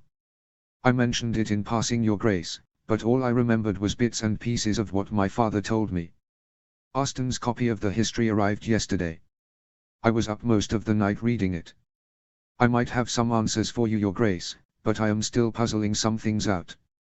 Robert beckoned him over and Selmy sat on the raised dais by the throne, Robert with Stormbreaker now over his own lap. Go on, he said eagerly. What answers? Selmy ran a hand over his chin and then seemed surprised for a moment, as if he had only just realized that he needed a shave. My ancestor, Sir Emrys Selmy, was sword-bearer to King Argilac Durandon himself, Your Grace, sworn to be near him at all times, he said quietly. But he did not die at the last storm. According to the record that Austen sent me, King Argilac sent him back to Storm's End. Then he paused. The record stated that the day before the battle King Argilac had a dream. A very terrible one. He never told my ancestor what exactly he had dreamt of, just that he had seen his own death. That Stormbreaker deserved a better fate. And that it was all down to his daughter now to preserve the line of the Storm Kings. So he sent Emrys Selmy back to Storm's End. With a sword. Stormbreaker. He ran a hand over the hilt. He gave away his own sword. Your Grace. He paused. You asked about dreams. T said that the Durandons would often have dreams. Prophetic dreams. I do not know if there is a link to Stormbreaker or not, but, if you are dreaming strange dreams when you did not before, then there might be some link there. Robert stroked his own chin, discovering that he too needed a shave. That Stormbreaker deserved a better fate, what might that mean then? I won. He stopped in mid-word and stared at Selmy, and then he stared at the Iron Throne, that monstrosity of melted steel swords. Could he have meant that? He choked the words out. Selmy went white. After a moment of silence he nodded jerkily. Perhaps, Your Grace. Perhaps. What else did the book say? Just, that one day a Selmy would be swordbearer again for a new Storm King. Robert snorted. Swordbearer is too low a title for you, Sir Barristan. If my ancestors served the Storm Kings of old, then I will be glad to serve the Storm King of now. An odd look crossed his face. We live in times that are almost out of a song, Your Grace. Strange times. Strange times indeed, he replied. What did it mean though? He stood. Keep reading, Sir Barristan. Keep reading. Now, I have an appointment with the log and the training yard. After which we will spar for a bit. Tyrion. He looked at the page in front of him and then made yet another note on the parchment to his right. It was yet another unpleasant legend about the night fort. What fun. At the rate he was collecting them he'd be unable to approach the place due to the number of dead bodies surrounding the place. Why there though? Why was the old headquarters of the Night's Watch so important? And why were there so many terrible stories about the place? Was it haunted? He thought about Grumpkins and Snooks for a moment and came close to scoffing, but then he remembered the red fire in the eyes of Jon Stark. That had been no mummer's trick. If that could happen, well, what else was there? Ghosts. He sighed and then turned the page. It was then that he sensed that he was being watched and he looked up. Daisy Sherestone was standing there, one eyebrow raised and a plate of food in one hand. You missed lunch, she chided. So I brought you some. He stared at her and then looked out of the window. Oh. Yes, the sun had passed its zenith. Oh my, he muttered as his stomach took the opportunity to complain quite loudly. Yes, I am hungry. Thank you, Lady Sherestone. The plate contained some fresh bread and some ham, as well as some kind of pickled thing. It was remarkably tasty. As he at Daisy Sherestone looked through the books he had scattered around him. She was making noises of interest and possibly concern by the end of her perusal, which ended as he swallowed the last crumb and repressed a belch. The night fort. You're researching the oldest castle on the wall. I am, he sighed. I will be traveling there soon. Well, soonish. Thank you for the food, by the way. Ned noticed that you weren't at lunch. She peered at his notes. As did I. You didn't miss much, apart from the leaders of mountain clans of the Vale doing their best to eat in polite company. Lady Stark's face was a picture. He stared at her as if she had grown a second head. I beg your pardon. Mountain clans. Vale. Here. They even have a banner. That of the Griffin King. She sniffed a little. I wish my father had been here. He would have been taking notes for a week though. He was still staring at her. The mountain clans of the Vale came all the way to Winterfell. Then his brain caught up with his mouth. First men, of course, they are first men. But, then further pieces clanged into place in his brain. The people who fought the Green Fork. That was them. They came all the way up here. To fight the others. His voice was heading upwards, as were his eyebrows. Yes, she replied. To all of your questions. He leant back in his chair and reeled, mentally at least. The implications were astonishing.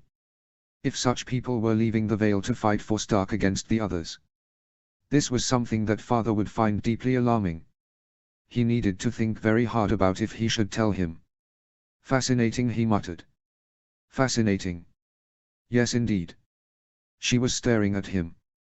You seem to be taking all of this in your stride. Well, sort of. Why do you need to go to the Night Fort? After a moment of furious thought about the mountain clans, her question finally trickled into his brain and he looked at her. Ah. Did you hear about my little encounter with Jon Stark? I did. She looked at him very solemnly as she sat down to one side. The old gods spoke to you. They did. I very nearly needed the privy in a hurry, but at least it proved that they existed. Exist. Whatever. He paused to marshal his thoughts, failed for a moment, but then pressed on. It seems that I, as a descendant of Lancasterly Lan the Loyal and Clever or something, and can't you just hear the capital letters there, need to go to the Night Fort. Hence the research. And also the quiet panic. You certainly seem to be intermittently loquacious, which is unlike you. She looked at the next set of books and then pulled a slight face. Oh dear. A History of the Infamous Night's Queen at the Night Fort by Archmaester C.H. Wilton. Not a bad historian. Horrible writer. Better than his book on sieges though. Spotty at best. His eyebrows flew up again. You have read very widely. Then he saw her own upraised eyebrow. Ah. Of course. Sheristone has a large library. Very large. She sobered a little. Bootle at least saw no profit in books. I was able to get it sealed up tightly. No damp shall damage those books. Is there any word from Riverrun? Not yet. When word does come, well, I will have to set things right at my home. And Bootle will pay. Ned said that he'd made sure of that. He nodded at her. I think that Lord Stark will make very sure of that. As indeed he should. He fidgeted a little for a moment. Has Lord Stark finished your father's book yet? Almost. Ned's not much of a reader. Or at least he wasn't much of a reader. I think that a lot has changed recently. She said the words almost carefully. The sad thing is that it's almost a good thing that Ned's in charge in Winterfell and not Brandon. He could be temperamental. And not much of a reader at all. So I have heard, Tyrion said judiciously. Then he sighed. A lot of people seemed to be doing that around him of late.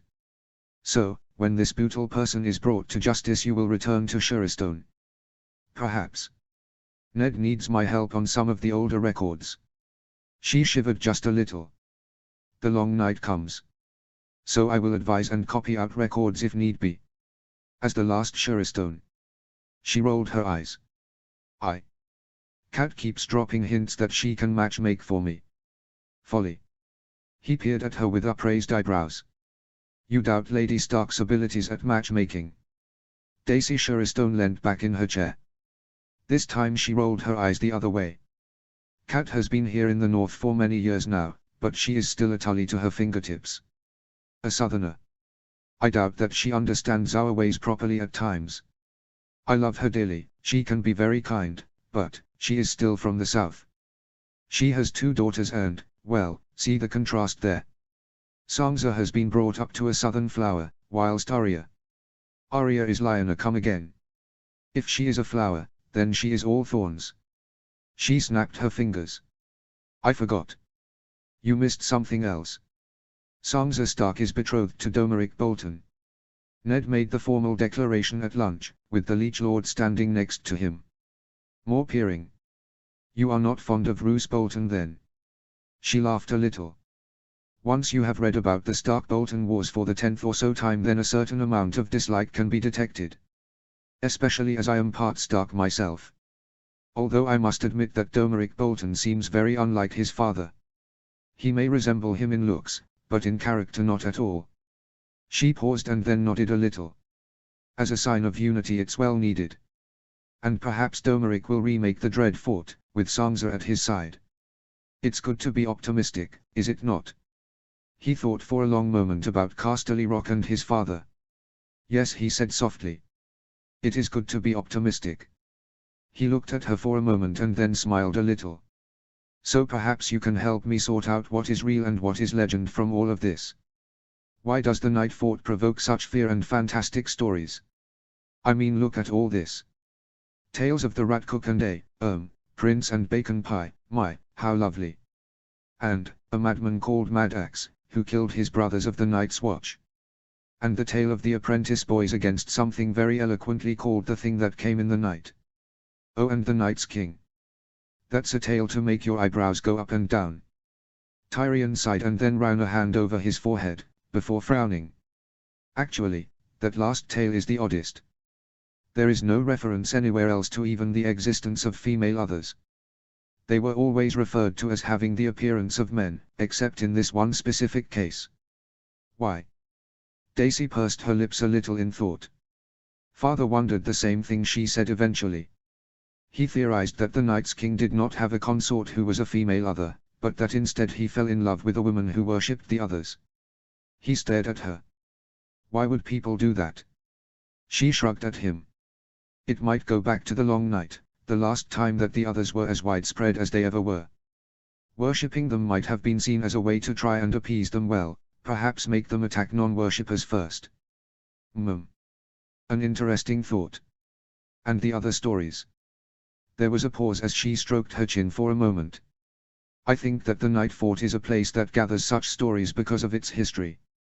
I think that something terrible must have happened there once, something terrible enough to leave an impression that has lasted many centuries. That said, it was in use until just a few centuries ago. He directed a long look at her. I am not entirely sure if I should be terrified or reassured at the thought of going there now. Both, I think. She looked back at him. When are you going there? I am not entirely sure. She pursed her lips a little and he could tell that she was pondering on this. I am willing to bet that it will be sooner than you think. I have a feeling that things are starting to happen. And that they will take a lot of people by surprise. All of a sudden he needed a very large goblet of wine. Cresson. There could be times when it was hard to sleep in his chambers. When the wind came from the north in a certain strength, then sometimes it set up a low rumbling shriek through certain passages. Tonight the wind was shrieking more than usual and eventually he gave up and got up. As he dressed he cocked his head to one side. Yes, the wind really was howling and perhaps there was a storm coming. He sighed and then padded down the corridor, opened the small door at the end and then entered the main passageway. Yes, there was a storm coming. The wind was strong and he hurried down the corridor and turned the corner to the stairs. He was getting old. He had to admit that as he huffed up the stairs, his knees and ankles complaining more than a bit. He paused what he reached the top, took a deep breath of air and then walked down the corridor. Opening the door at the other end he peered out at the dark room beyond and the great stone arches. The wind was roaring outside, and a gust wrenched his hair all askew. He could hear the sound of waves breaking somewhere not too far away. A high tide then, higher than he had predicted. The fleet should be all right though.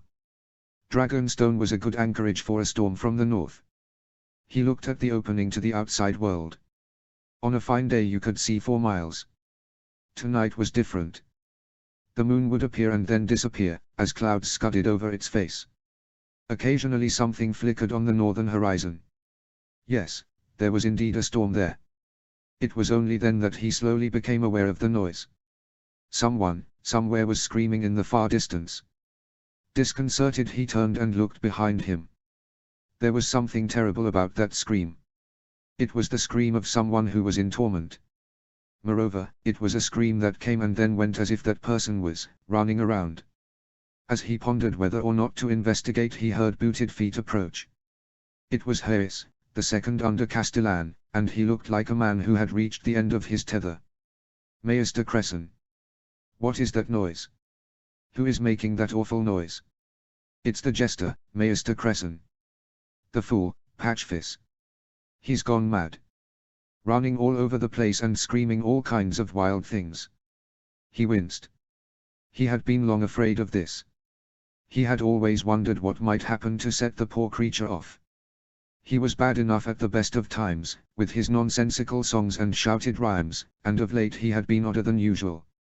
He had barely been eating for a start and his skin was starting to sag on him. Take me to him. They found Patchface in the Great Hall, the idiotic place that had been built in the shape of a dragon. A small group of servants and guards were huddled by the main doors whispering amongst themselves. They fell silent as Cresson approached, but he could still hear the whoops and curses and shouted nonsense within the room. Patchface. What is going on?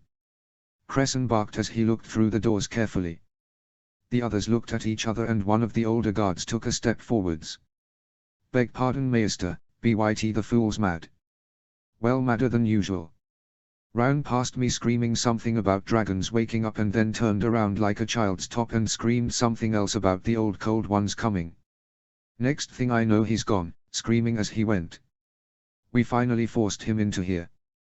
Cresson finally caught sight of a slumped figure at the base of the chair where Lord Stannis normally ate. He nodded. Stay here, he said softly. I'll talk to him. He seems to have quieted now. He walked in slowly, watching the motionless fool carefully. His clothes were disheveled and his head hung low, his chin almost on his chest. As Cresson approached he looked up, his head shaking. Do you hear them? The fool spoke in a voice almost too low to hear. Cresson paused and then sat in a seat. Hear who? Cresson. Oh. I hear them, Cresson. Oh oh oh. Sharp teeth and narrow eyes and flames in their gullets. They are awake again at last. Dragons. Oh. Dragons. He peered worriedly at the man. Patchface's eyes were closed and he seemed to be weeping. Dragons. He said the word carefully. Dragons. It was a whisper. Then his head snapped up and his eyes opened and Cresson swallowed as he saw the eyes of the fool. They were very wide, and very mad. There seemed to be little sanity in them. And that is not all. He fights again, he twists, he skulls, he weakens, he hears the other voices, the voices that he thought he killed. Oh, so many voices. He denies them. Denies, oh, oh, oh. Who, Patchface? Cresson asked gently. The fool twisted his face away a moment, and then back and forth, before wrenching himself to one side and then pulling himself to his feet. His face worked and then something seemed to ripple through it, just for a moment. Can't you hear them all? All the voices. They sing, oh, no, argue. Dark things come, terrible things from the north, from the prison, from the place no one can ever see. And in the depths the white things come, to slither and quiver and wail at what has been done to them. Wail and rail against their collars. Pushed south. South to the wall and death. The fool was almost shouting now, panting as he spat the words out. Calm yourself. Cresson said as soothingly as he could. Calm yourself. No. Patchface howled as he clawed at his face for a moment. There is not time. No time, Cresson. They come and they press and they scream. The other power waxes, in the hidden places, even here, the roots and the branches, but is it enough? Is it? Trees heal and stone kills and north talks to south. Is it enough? I do not know. No one knows. Everything has changed. The young wolf lives. The white wolf will not take the black. I don't care if he's a bastard, Ned Stark's blood runs through his veins. Green seers. The fool clawed at his face again, leaving bloody red marks as his nails bit into his skin. They come. They come by snow and ice. They must be beaten back. Swords. Swords for the north. The east fails. Eyes north. And then he screamed and clawed at his temples, before stumbling around, and then he ran. He ran like a madman, arms flopping everywhere, gait uncertain at first, but then he tore out of the doors, bowling people over by the sound of the startled oaths. By the time that Cresson made it to the doors, Patchfist had vanished from sight. Where did he go to? That way, Hayes said, pointing a trembling finger. He's gone mad, hasn't he? I. Find him. Find him before he harms himself or anyone else. They went, scattering as they fanned out down the various passageways and doors. Cresson paused, and then he thought hard, before walking off down the corridor that he had used to get to the Great Hall. He had an inkling. There were times when he had found Patchfist in the room that he had been in earlier. And true enough, he was right. The fool was standing in one of the great stone arches. He was as still as a statue, even though the blood was trickling down his face from his self-inflicted wounds. Hayes had followed Cresson and seemed to be about to take a step forwards when Cresson held up a hand and then gestured for him to step back. Then he himself stepped forwards. Thunder rumbled somewhere to the north and lightning jabbed into the sea a long way away. Patchfist. Come down from there, please. The Lady Shireen is very fond of you. It will upset her if you fell. It matters not, Patchfist replied in a voice that almost sounded sane and normal. It's too late. What is too late? Even if glued back together, a broken jug cannot contain water again. Tell Shireen to seek out the godswood. The fool turned his face to look at Cresson. Thank you. You have been a good friend to me. I know that others told you to let me die. But it's time to go now. A life for a life, you see. Cresson's eyes widened and he darted forwards, but it was too late. The fool stepped forwards swiftly, into the air, and then fell into the darkness. Cresson and Hayes dashed to the archway and stared down into the depths below as the wind howled around them, but of the fool there was not a sign. Robb. Grey Wind was still a little unsteady on his paws at times, especially when he was tired. Robb looked at him fondly and then ruffled his fur on his back, before scratching. The little direwolf closed his eyes in ecstasy for a long moment and then seemed to almost fall asleep, because when Robb stopped scratching he didn't react. After a moment though he seemed to awaken, opened his eyes to give him a sorrowful "Why have you stopped?" look, sneezed and then shook himself. He grinned for a moment and then ambled down the corridor towards Father's solar. The door was open and he peered in. Father was working at his desk, the large amount of paperwork that never seemed to diminish to one side. He knew that it was always new and never old, that Father worked steadily to keep it that way, but when he tried to imagine himself doing it, well, his imagination failed him. The closest he'd come to that had been in the last days of the war, before the wedding at the twins'. So much to organize for the counter-attack against the Ironborn, so much to arrange to keep Tywin Lannister off his back. He sometimes wondered, with a wince, what must have happened after his death in that terrible world. Enough. Time to return to this world. He knocked on the door frame and then entered at Father's gruff "Come," before closing the door behind him. Grey Wind ambled over towards the fire, yawned again and then fell asleep. You sent for me, Father. Father leant back in his chair and stretched. I've come to a decision about the mountain clans from the Vale. An interesting collection, are they not? He was silent for a moment. When I was being fostered in the Vale, what feels like a very long time ago now, something happened that I'd forgotten about until now. I was traveling to Gulltown on business for Jonnarin, when I was approached by a lone clansman from the mountain clans. Said he had a message for me, from the head of the clan, whose name was Dana. Robb frowned. One of their leaders is Rhys, son of Dana. Could it be the same man? I think so. I mean to talk to him before he leaves for the war. The thing is, I was never able to talk to this Dana. There was always something else to do. Jonnarin didn't want me anywhere near the mountain clans, and now I wish I knew what he had to tell me. A short silence fell. Eventually Robb broke it. You are sending the mountain clans to the war? Not quite, sighed Father. I'm sending them to the gift. They won't be ready for the wall just yet, and the gift, well, it will need to be restored. The mountain clans will be able to make a start on that. Besides, I can use them there to prove a point to the Night's Watch. First men are being drawn towards the wall, and that we'll need the gift and the new gift to help prepare before another long winter is on us. We need men and women. There to restore centuries of neglect. And they can pave the way for the wildlings.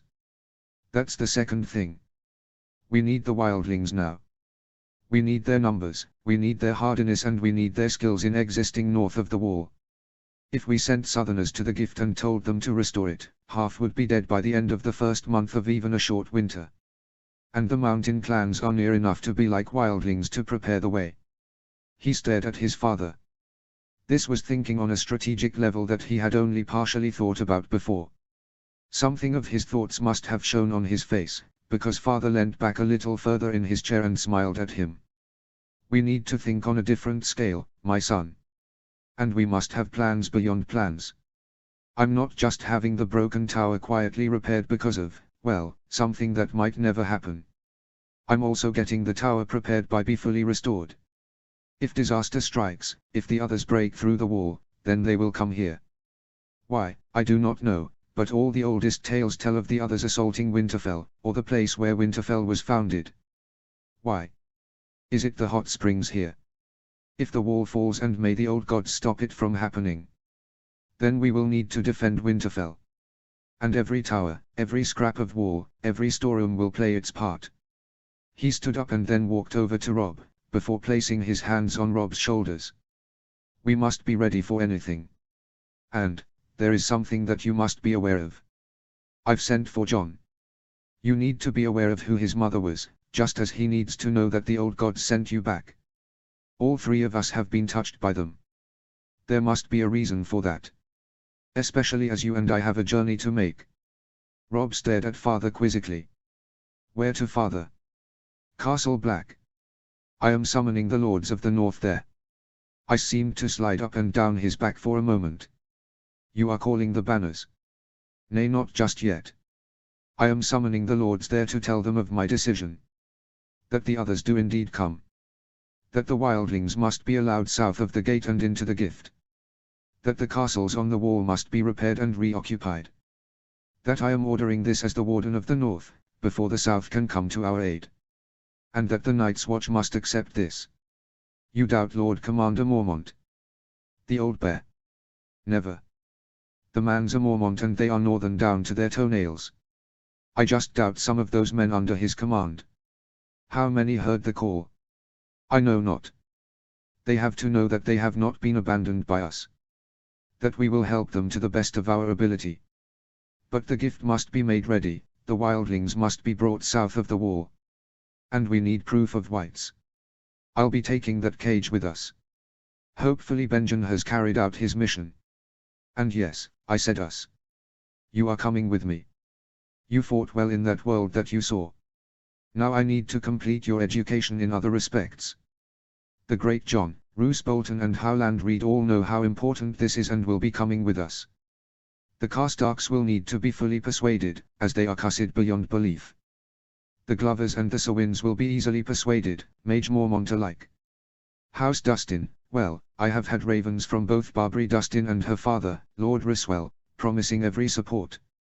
I will know the measure of their words. I will summon both to Castle Black.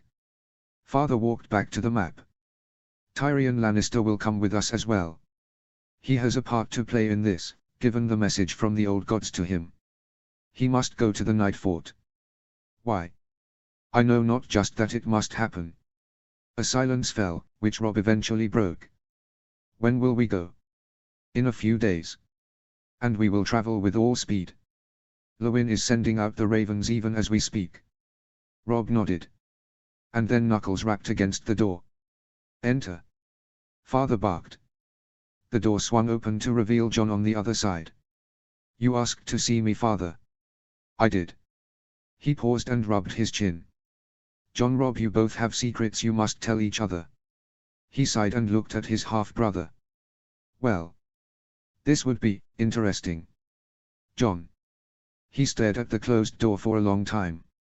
He had an odd feeling that he knew what this was about. Father had hinted a little about it and he had then worried about it ever since. Robb may not have been his actual brother, but he felt as if he was.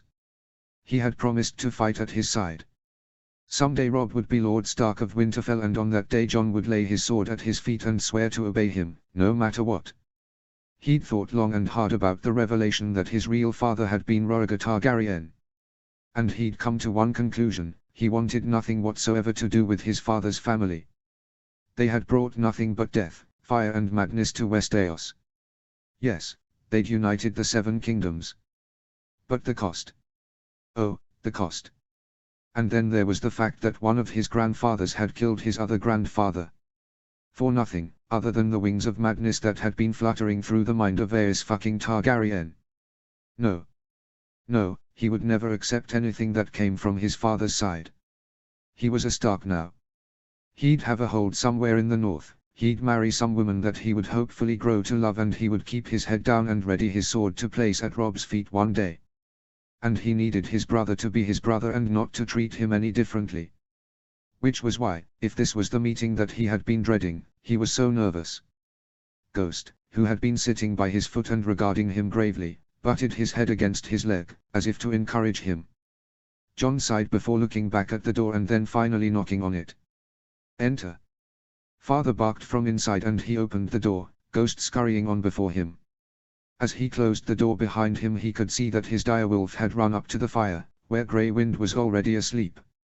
And yes, Robb was standing with Father. He walked up to them. "You asked to see me, Father?" "I did." Father seemed to hesitate for a moment, as he rubbed his chin. "Jon, Robb, you both have secrets you must tell each other." And this brought a sigh from Robb, which was odd. Jon looked at his brother. Robb looked as if the weight of the world was suddenly on him. "Father." Father placed a hand on his shoulder, before doing the same to Robb. "I need you both to listen to me. We are Starks. We are a pack. The pack is weakened when we keep things from each other, even for the best of reasons. Now, this is not going to be easy for either of you, but there is a war coming and we do not know what will happen. The north wind is going to blow and I don't know where it might take us. You two need to trust each other, and there's only one way that can happen: with the unburdening of yourselves. Jon, Robb has been touched by the old gods, just as you have been. Only in his case, more directly." He stared at Father and then at Robb. "More directly. The old gods used me to pass on a message for Tyrion Lannister." Robb smiled wanly. "Oh, they brought me back from the dead." There was a long moment as he stared at Robb. If this was a joke, then it wasn't very funny. Not that Robb seemed to be joking. Or even amused. He was pale and wincing slightly, as if some terrible memory was going through his mind. "What?" Jon said eventually. Robb sighed and then ran a hand through his hair. "The old gods brought me back from the moment of my death. I was fated to die in about 2, almost 3 years. At the Twins. There was a war, you see. A terrible war. I did my best, but it wasn't enough. And I died." Eyes wide, he stared at Robb. From the way that he was talking, by the way that Father was watching him with a look of total seriousness on his face. "You died. I died. And I was sent back. By the old gods. Because everything had gone wrong and the others were coming. There was no warning. Nothing. The long night was coming and I was losing a war in the south. I don't understand. Where was Father whilst all of this was happening?" Father lifted his chin a little. "Me? Oh, I was dead. According to Robb, Jon Arryn died and King Robert came to Winterfell to make me Hand of the King. So I went south with him to King's Landing. And I died there." Horror stole over him and he felt his legs quiver. "What?" he whispered. The thought of Father being dead was something that, he couldn't even begin to imagine it. To have Father gone from this world, no, it was unbelievable. No. No. That's not possible. "I'm afraid it is," Father said gently. "How?" "King Robert died. A hunting accident. Prince Joffrey became king. But he's an unstable, proud, stuck-up little piece of shit." Robb spat the last words harshly. Then he looked at Father, who nodded slightly. And he's not King Robert's son. He's mad because his true father is his own uncle, the Kingslayer. Brother and sister. The words rolled through his mind and he felt nauseous. Just like the Targaryens. If Prince Joffrey's real father is the Kingslayer then, oh. You found out about this father. Apparently I did. And I died because of it. Betrayed, from what Robb said. He thought about this. Then Robb must have called the banners to avenge you, he said softly. I hope that I was at your side. No, Robb said sadly, and shock roiled through him again. You weren't. What? Why? What would have stopped me from doing that? You joined the Night's Watch. You were on the wall when it happened. Your oath to take the Black took precedence. He stood there, feeling stunned. Well, perhaps it would be fairer to say even more stunned than before. I was on the wall. From what I heard, you were doing well. We didn't get much news, but from what we heard, well, you saved the Lord Commander's life when he was attacked by a white. He shivered a little. The very thought of whites even now made him uneasy. I don't know what to say. I should have been with you. I'm sorry, I should have. Don't talk rot. Robb broke in. You were defending the North on the wall. And if you had been with me, then it would have meant that we would both have died at the Twins. A silence fell as he winced and absorbed this. Did you die in battle? No, I was betrayed. By who? People who had been influenced by Tywin Lannister. Which people? Who were they? The phrase. But it was Roose Bolton who wielded the knife. He went very cold and still. The same man who is inside our walls. Yes, father said heavily. And you cannot kill a man for something he has not done yet. We need the Boltons. We need every house in the north. But he killed Robb. In a future that has not happened. In a future where I was not there to advise him about what Roose Bolton can be like. Jon, I know how angry you must be. I was angry too. But we have already changed things. In the future that Robb remembers, Domeric Bolton was dead by now, instead of being betrothed to Sansa.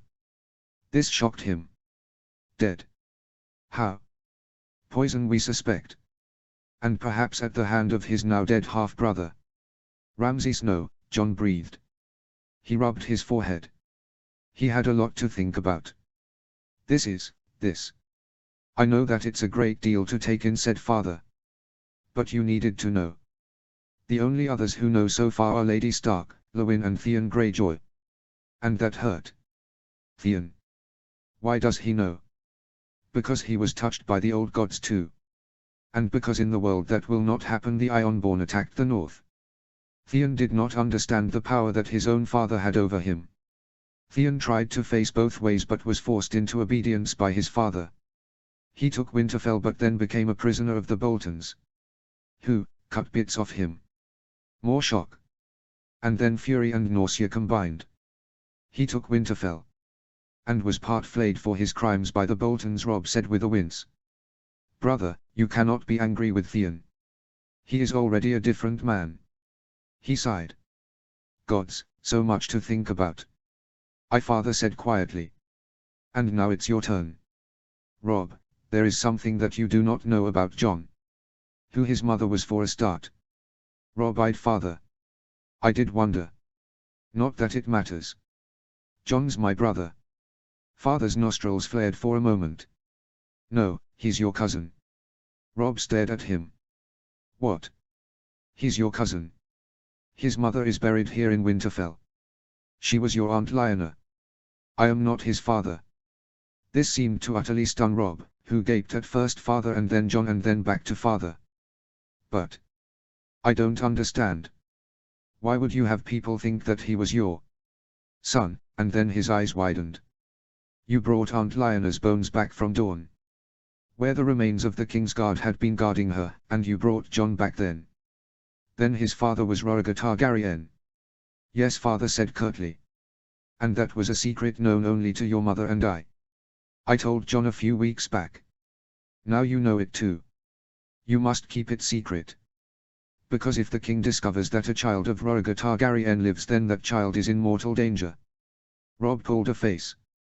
But the king loved Aunt Lionel. Would he really kill her child? You did not see him after he was presented with the bodies of John's half-siblings in King's Landing. He laughed. I could not take the chance. I told everyone that he was of my blood. I did not lie. But it was not the whole truth. From the way that Robb frowned, John could tell that a number of pieces were falling into place. So that's why Mother's been warmer to you of late. John looked at the floor. I hope that you do not feel any less of me, now that you know the truth, he said in a voice that wobbled a bit more than he wanted it to. I want nothing more than to be. He never finished the sentence, because all of a sudden Robb had him in a bear hug that would have impressed the great John. Don't be a bloody fool, Robb muttered in his ear. You are my brother. You have always been my brother. You will always be my brother. You're a Stark. You'll always be a Stark. You're part of the pack. Winter's coming and I can't think of a better person to have by my side than my brother. John closed his eyes and smiled as he felt that hug. When he opened his eyes again, he saw the smile on the face of father to one side. And then he knew that what he had feared, an estrangement from Robb because of the truth about his heritage, would not come to pass. And just for a moment he wanted to cry. After a long moment Robb broke the bear hug and then slapped John on the shoulders with both hands. Right then. Some ale. Not a bad idea. Some ale. Bron. This lord business could be very odd at times, he thought as he sat on the rock and cast the hook of his fishing rod carefully into the river. He'd found this place on his third day of being Lord Foxhold. The river held trout. His river. His trout.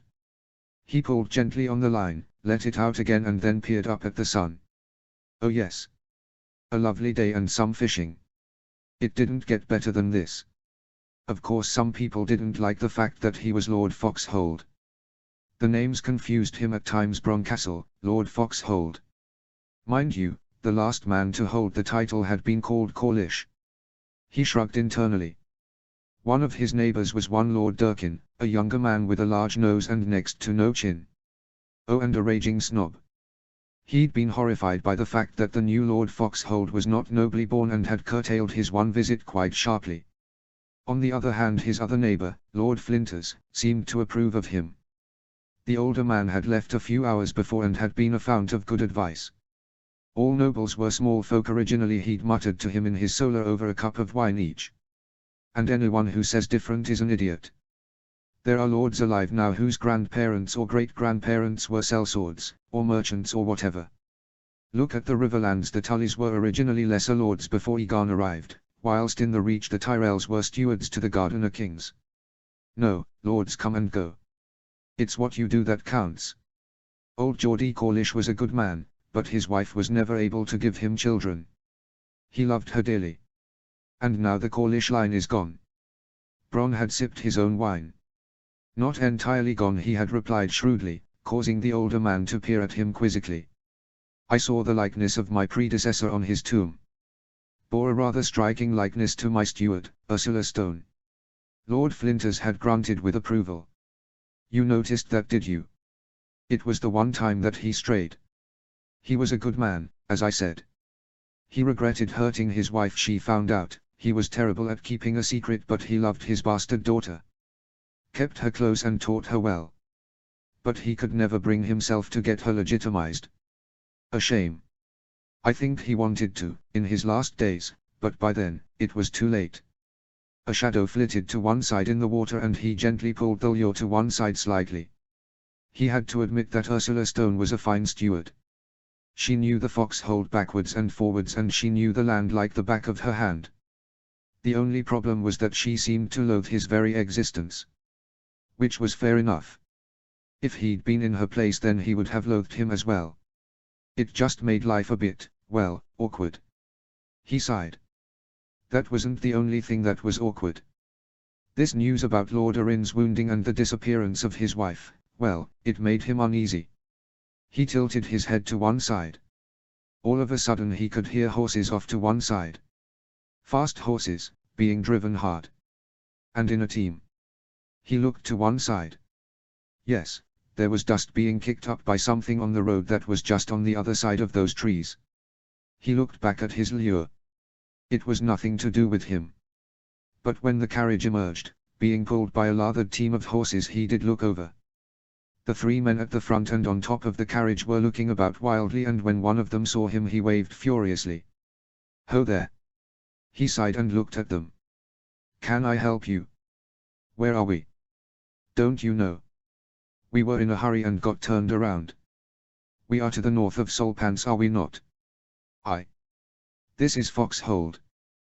The man looked at his companions with what seemed to be confusion. "Foxhold," he called back at Bron. "Is there a maester here?" "Aye, there is," Bron shouted back as he reluctantly reeled in his lure and then stood up. "What's amiss?" We have a sick woman here," the first man replied. "She needs a maester. Is there a ford nearby or a bridge?" He peered down the line of the river. "There's a bridge to the Foxhold about a mile that way. Of course you'll need Lord Foxhold's permission to get into it." "The Foxhold, that is?" The two men stared at him and then at each other. "And where is he?" "Here. I am Lord Foxhold." The men peered at him, then at each other and then back at him. Well, he was wearing an old pair of breeches, scuffed boots and a shirt with the sleeves rolled up, his usual fishing attire, but he didn't look that bad, did he? "You're Lord Foxhold?" "I am." But whatever the man had been about to say was lost as someone within the carriage screamed something. Whatever it was totally incoherent and made the hairs on the back of his neck stand on end. What was going on? "I think whoever that is does need a maester. Swing along the river and you'll soon see the bridge." He peered at the rise behind him and the tree where the roan he'd taken from the stables was tethered with a feed bag over its nose. "I'll meet you there." Something was niggling at him, some feeling that something was very wrong here. A man on a horse could always beat a team, pulling a carriage, especially as he could ride across the bend in the river when they had to follow the curve. By the time they reached the bridge his curiosity had been well and truly piqued by the livery that the men were wearing. They looked like Valiman and from House Inn. And the last news from King's Landing had all been of woe for that house, with the hand of the king injured and his wife missing. So who were these people? And who was the woman? As they rode to the Foxhold he looked at the sweating man who was urging the tired horses on. "So, who is this lady?" The man looked at him almost fearfully. Lady Barnley. On her way to, the north. To see her son." Bron did not stare at the man, nor did he sigh and shake his head. Whoever he was, he had no idea how to lie. "Oh, aye," he said instead. "Lady Barnley. Fair enough." And then he caught a whiff of something. It was coming from the closed carriage and it hinted at corruption. Just a whiff, but he had smelt it before. Whoever was in the carriage was injured badly enough that a wound was tainted. It explained the earlier incoherent scream. He nudged his horse on ahead and as they approached the gates of the Foxhold he waved at the guards. "Get the maester. Get Haster." Yes, it was still an unfortunate name, but he had to admit that the young man knew his bloody business. If there was one thing that made him realize how well organized the Foxhold was as a result of his bloody-minded steward's work, it was the way that his people, and yes, it was still taking him almost by surprise when he realized that they were his people, reacted with such speed and care. As the carriage came to a stop then ostlers and grooms came out to care to the exhausted horses, whilst others locked the wheels. He could see Haster hurrying down the steps from his chambers, whilst Ursula Stone, her face as flinty as ever, was also approaching. One of the men on the carriage jumped down and went to the door. Looking at Bron out of the corner of his eye for a long moment he finally opened it. Inside Bron could see two figures, both women. One was large and slumped across the seat, whilst the other was holding what looked like a wet cloth to her forehead. The second looked up at the door as it opened and Bron could see at a glance that she was desperately worried. He was worried too. The smell was stronger in here. "Lady Barnley, I presume?" Bron asked, and was rewarded by a confused look from the woman with the wet cloth. And then Haster was next to him. At the sight of the maester the woman started to babble about how her ladyship had been injured and had a corrupted wound in her arm and how they had tried to treat it. Haster did not seem to be listening. Instead he was inspecting the comatose woman with an air of deepening concern. My Lord Hastur said eventually, we need to get her indoors at once. I need a litter for the lady, a clean table, sheets on it, my instruments and, he sniffed the air and turned, if anything, even paler. A brazier. Bronn nodded and then relayed the orders back to Ursula Stone, who was now at his side. As people started to run about and a small party ran up with a litter. As the woman was transferred to it she stirred feverishly and then she seemed to awaken for a moment. She looked straight at Bronn and a single, oddly hopeful, word dribbled from her lips. Petter. And then she was unconscious again. As they disappeared into the main keep with her, Bronn followed, thinking furiously, before pulling his steward to one side by the door. Ursula Stone looked mulish at the interruption, but also curious. I want guards keeping an eye on them at all times, he said in a low voice. They say that she's Lady Barnley, but if that's her real name then I'll eat my own foot. They're lying. And I think I know why. They're Valleymanhauserin, I suspect. She froze at this but then seemed to think about it very hard indeed, before stealing an eye at the carriage. Indeed. If what I suspect is true then we'll need to send a raven to King's Landing to say that we've found the missing Lady Lysa. At this point Hastur ran out, obviously looking for them both. My lord. Quietly Hastur, quietly. What news? It's bad my lord. She has a corrupted wound in her arm and it's bad. There are red lines up her arm. Bronn winced. Can you save her arm? I will do my best, but I suspect not. It may be that even if the arm comes off I may not be able to save her my lord. I will know more soon. But also, her name is Lady Arryn, I know.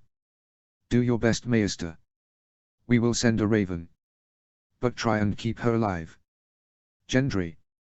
It was his first time on a ship and so far he wasn't enjoying it much. In fact he wasn't enjoying anything much these days. A month ago he'd been apprenticed to Master Mart and he knew what his future held, an anvil. Maybe a wife someday. And then the hand of the king had appeared, with Lord Stannis Bloody Baratheon, and everything had changed. He'd always wondered who his the was. Well, now he knew. The king. His Grace the fucking king. The moment he found out, he'd damn near shit himself. And now he was here, on this ship, in a new set of clothes, with a bag of gold coins and a warhammer. The clothes had been given to him by the man who had sent him to the ship, Sir Davos Seaworth, a man that he had heard good things about. And the gold and the warhammer, well the king had given him those. He'd arrived at dawn, the day that he'd sailed, looking slightly haunted and had inspected a bleary-eyed Gendry carefully. Gods, the king had said, the more I look at you the more I see my father. And the more I wonder which god cursed me with Joffrey. And then he'd given him the gold and the warhammer. Thought about this a lot, the king had said quietly. Not much use giving you a sword if you can't use it, and the fact that you're my bastard son means that you might have to defend yourself. So take one of my hammers. You're used to them and it shouldn't take you long to train yourself, so to speak. I've sent word to have you trained. He'd stared at the warhammer, seen the quality of it and made a noise of protest, only to get a wave of the hand from the king. Bah, I've got a dozen of the things left from when I was growing up. I had that one when I was your age, before getting a heavier one. It'll do for you. It's not much. I wish I could do more and perhaps I can one day. But I'm going to war and I haven't much time. I sail for the north in 3 days. Be well, lad. And don't trust anyone who says he's a Lannister. They'll have no love for you. And then he had gone. So now here he was on this damn ship, discovering the joys of seasickness, much to the disgust of the captain, a crusty old Stormlander called Hedrick. Especially after throwing up on the man's boots. The ship swooped downwards into another trough in the water and he swallowed and tried to stop another dry heave. Wonder of wonders, he succeeded, mostly because there was nothing left in him to bring up. At first he'd asked if they'd sailed into a dreadful storm, only to be told it was a bit choppy today, which has made him wonder what a real storm was like. That had been 2 days before. He now knew exactly what a storm was like. He also knew what it was like to be so miserable that you wished you were dead. The ship dipped sickeningly again and then rolled and he stared at the wall ahead and held his breath for a moment. Yes, that worked and he tried, desperately, to think of something anything other than his stomach. It was then that someone pounded on the door, before opening it. A small man in drenched oilskins stood there, panting. "Captain needs to see you, he's at wheel," he said in a strong Stormlands accent as he threw another set of oilskins at him. "Needs to see you now." Gendry stared at the man. "But there's a storm out, *hawk*, there." The other man scowled. "And there'll be a bloody storm in here if you don't go to him." He went. It wasn't easy. The ship was pitching and rolling and he knew that he didn't have sea legs. Twice he almost fell and that was before he got onto deck. And when he did get there, it was bedlam. The wind was howling and the deck was wet from the waves that surged by. The cable things that held the masts up were thrumming as the wind vibrated them. And the sky, black clouds rolled by, bringing with them something that was more than drizzle but less than steady rain. Even with the oilskins he was soaked by the time he got to the wheel. The captain was standing next to it, by two men who were wrestling with the wheel itself, and all three were looking at the mainmast worriedly. As he approached the captain he could see that he was holding a piece of metal. "You're a blacksmith, aren't you?" the captain bellowed at him as he got close. "Aye," he bellowed back. "Take a look at this." And the piece of metal was thrust at him.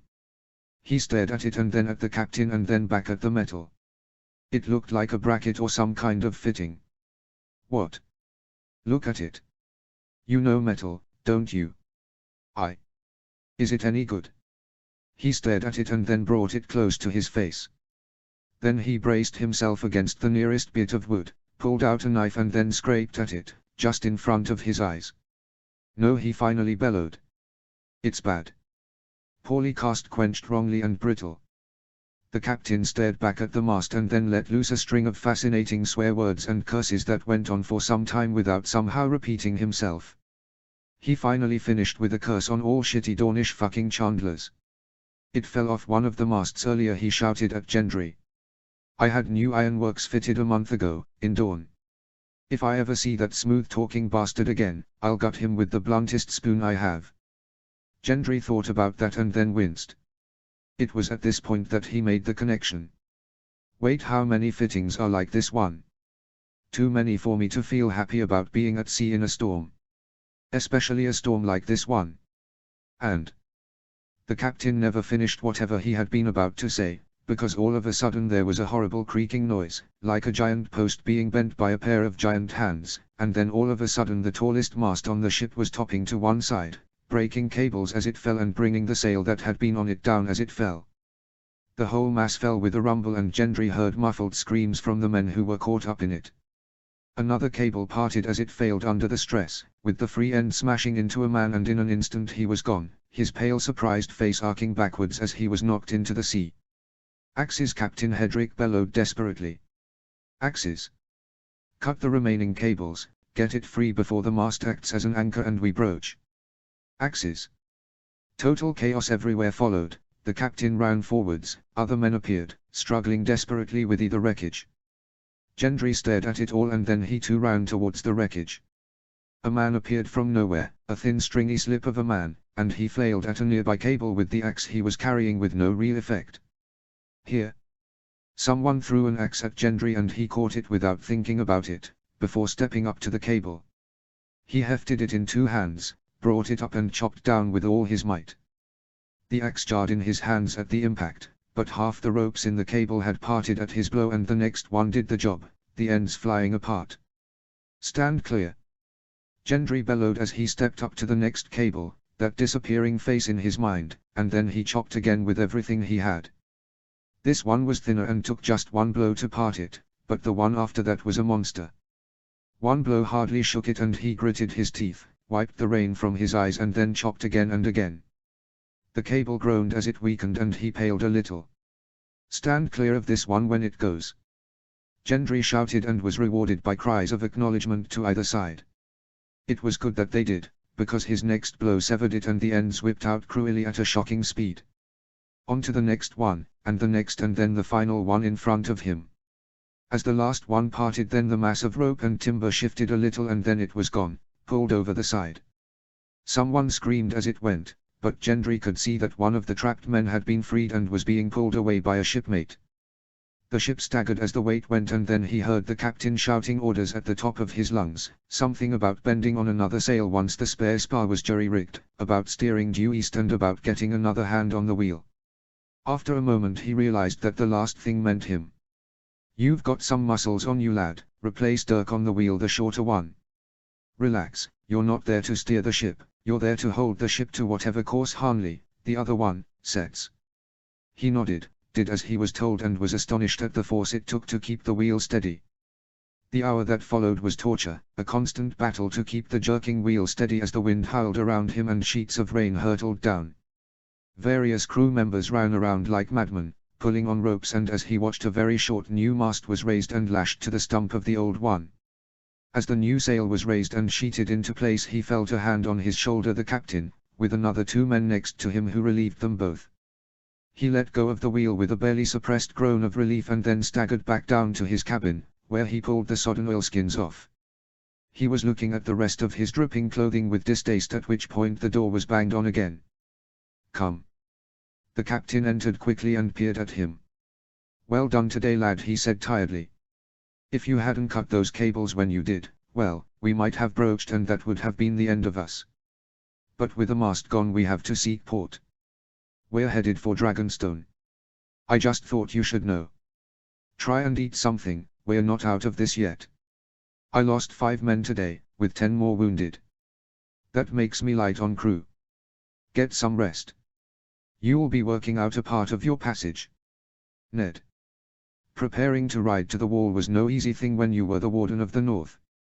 Ned leant back in his chair and then looked at the map in his solar, before looking wryly at the stack of letters and messages that had to be read, evaluated and then replied to. There was a lot that had to be arranged first. Cat was obviously staying in Winterfell, to advise Bran as the Stark in Winterfell. Besides, there was no way that he was going to risk a pregnant woman on the road to Castle Black. Robb was going with him, as he had planned. It was time that the lad saw the Wall, especially as they both now knew how important it was for the North now. The lives of everyone in the North, perhaps everyone in Westeros, now rested on the Wall. He sighed and then looked at the list of things that Cat would have to help Bran with. And then he winced a little. Bran had been left in charge of Winterfell in that terrible future that would not now come to pass. From what Robb had heard, Bran had died here, crippled and betrayed. Well, Theon wouldn't do that this time. He was a changed man. He was still in two minds about taking Theon to the Wall. It would help to have the Ironborn alerted, but would Balon Greyjoy listen? Even to his own son? He stood up and walked over to the door, which was open. As he strode through it he could see young Hojan Reed approaching and he frowned a little. "Hojan. Were you looking for me?" "Yes, Lord Stark," the boy said almost formally. "May I talk with you in private?" "You may," he sighed and led him to his solar, closing the door behind him and then gesturing at a chair. "Now," he said as he sat down himself, "what's all this about?" "Dreams, Lord Stark." He paused at this. Hojan hadn't reported any new dreams since arriving in Winterfell with his father and sister. "You're dreaming again? Special dreams?" The lad nodded somberly. He seemed to do everything somberly these days, as if he held not an ounce of frivolity. "I, Lord Stark." He seemed to collect his thoughts for a moment and then he spoke again. "I dreamt of 100 cages, filled with parts of men that still moved. I dreamt of a great mountain of ice, filled with a terrible hate and being summoned by a terrible evil. I dreamt of a walking dead man who was filled with light but who needed help with one last task. And I dreamt of a shooting star from the south, whose heart was from the north." Ned absorbed all of this and then nodded slowly. "Did you see any faces in your dreams?" "Some. The man who was dead, but was filled with light, he looked like some of the statues that are in the crypts here." That was a surprise. "A Stark?" He considered this for a moment. "Not every Stark is buried here, despite the efforts of those who saw them fall in battle. But this filled with light business, a walking dead man. A white, but not turned all the way. Why? How?" "I know not, Lord Stark." Ned nodded slowly. "Thank you for telling me about this. I will think on it a lot." I was going to pass word for you anyway. You know that your father is going to Castle Black with me. Lord Stark. My son Bran will be the Stark in Winterfell when we are gone. If you see any other visions you are to tell him at once. Him and my wife. 2 other things. When you first came here to Winterfell and you saw my direwolf you started to say a name. Did you already know what I'll name her? There was a pause and then the lad nodded reluctantly. My lord. I have been thinking about a name for her a lot of late. I was thinking. Frostfire. For a moment a look of smiling relief flashed over Hojan's face. Then it faded. A good name for her, my lord. He smiled at the lad. Then he sighed. As for the other, can I ask you a question, Hojan Reed? Of course, Lord Stark. You said that you could once see the moment of your death, the manner of it. The boy paled. May I ask how you died, before? Hojan looked down, still very pale, and then he looked Ned in the eye. I was killed by whites, Lord Stark. Under a great weirwood tree, beyond the wall. I was trying to protect your son Bran, who could no longer walk after losing the use of his legs in a fall. Bran was our last hope. He was the replacement for the three-eyed crow, Brynden Rivers, who still lives there now, entwined in the tree itself. Ned felt himself stiffen from head to toe with shock. Wait, what? How could Bran be north of the wall? I thought that he died in Winterfell in that other future. But Hojan was shaking his head. The crypt. I remember dreaming once of hiding there, with my sister and Bran and Rickon too, who was with some girl I have not seen here. The sea had come to Winterfell, but we hid and took a tunnel out of it. That's all I remember. But the tree, where I died, I remember that well. Until it changed. Something happened.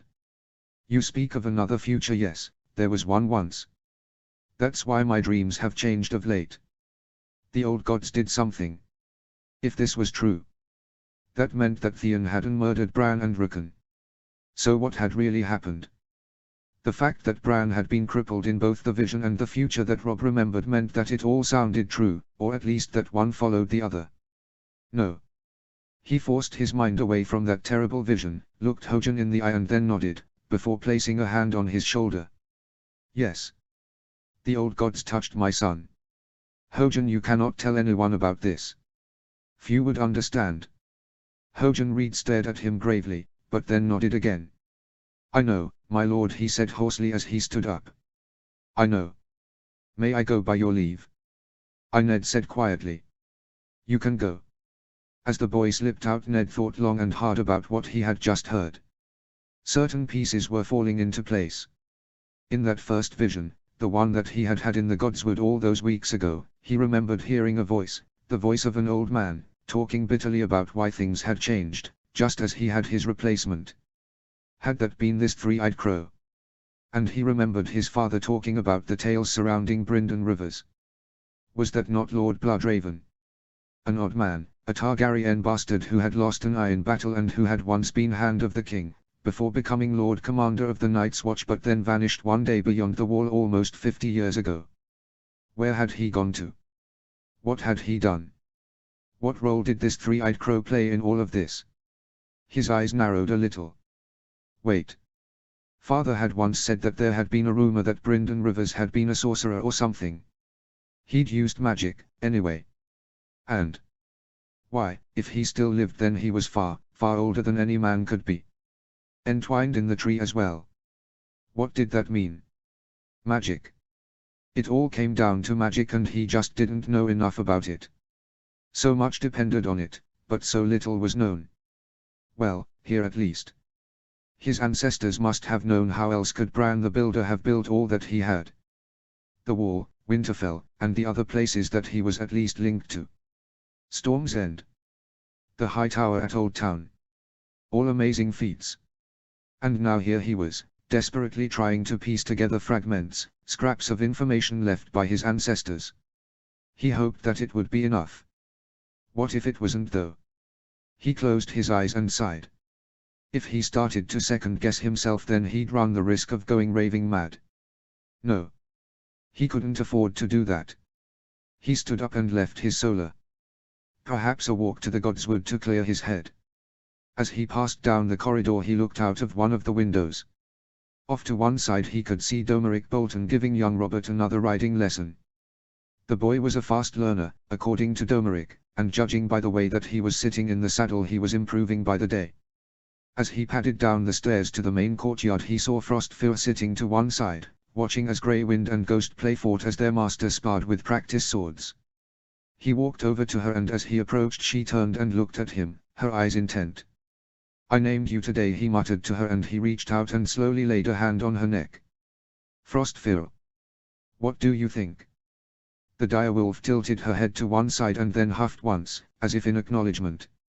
He wondered what direwolves thought about names and naming conventions. What did they call themselves? He sighed again. A horn sounded beyond the walls of Winterfell and he frowned at the gates. Men were peering out at the road, before shouting something down, and after a while Jory Castle strode up to him, looking a little bemused. "A party approaches, my lord." "One bears, well, the Baratheon banner with colors reversed." His eyebrows flew up for a moment. Oh. Robert had obviously been busy. A bold choice, that. Admit them at once. He watched as the little party of no more than a dozen men entered, balked a little at the sight of the direwolf and then came forwards. Some bore Baratheon livery, whilst their leader, a totally bald man, bore a tabard of brown, with white feathers, or quills. He blinked. "Courtney Penrose. I haven't seen your face since Pike." "Aye, my lord. We shared that barrel of ale together after the end of the siege, along with the others." He dismounted and then bowed formally, before gesturing to a smaller figure on the next horse, who was wearing a hooded cloak. "Lord Eddard Stark, I have the honor to present to you my ward, Edric Storm." The boy pulled his hood down and then nodded formally in his saddle at Ned. "I am honored to meet you, Lord Stark. My father told me many stories about you in our passage from Storm's End to Dragonstone." Then he grinned in such a way that made him look very like his father. "He did not say that you had a direwolf."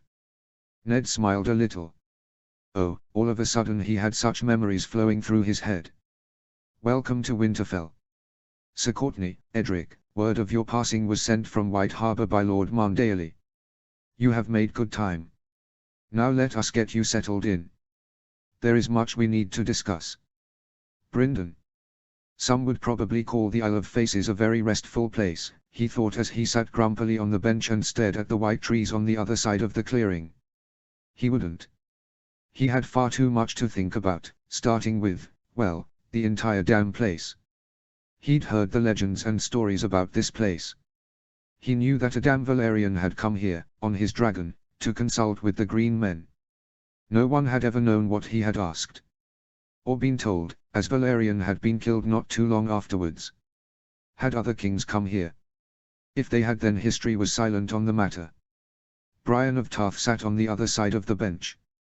Her eyes were closed and she seemed to be savoring the sun on her face. He wondered about what had brought her here. Did she feel that other pull now? That pull, that drive, to be on the road to Winterfell. If only they knew what was going on. They hadn't been told much, just to wait whilst the Green Men, who interestingly enough included women, went about their increasingly busy business. And they were very busy indeed. Many of the older ones seemed to be busy teaching the younger ones about, well, trees. Lots and lots of trees.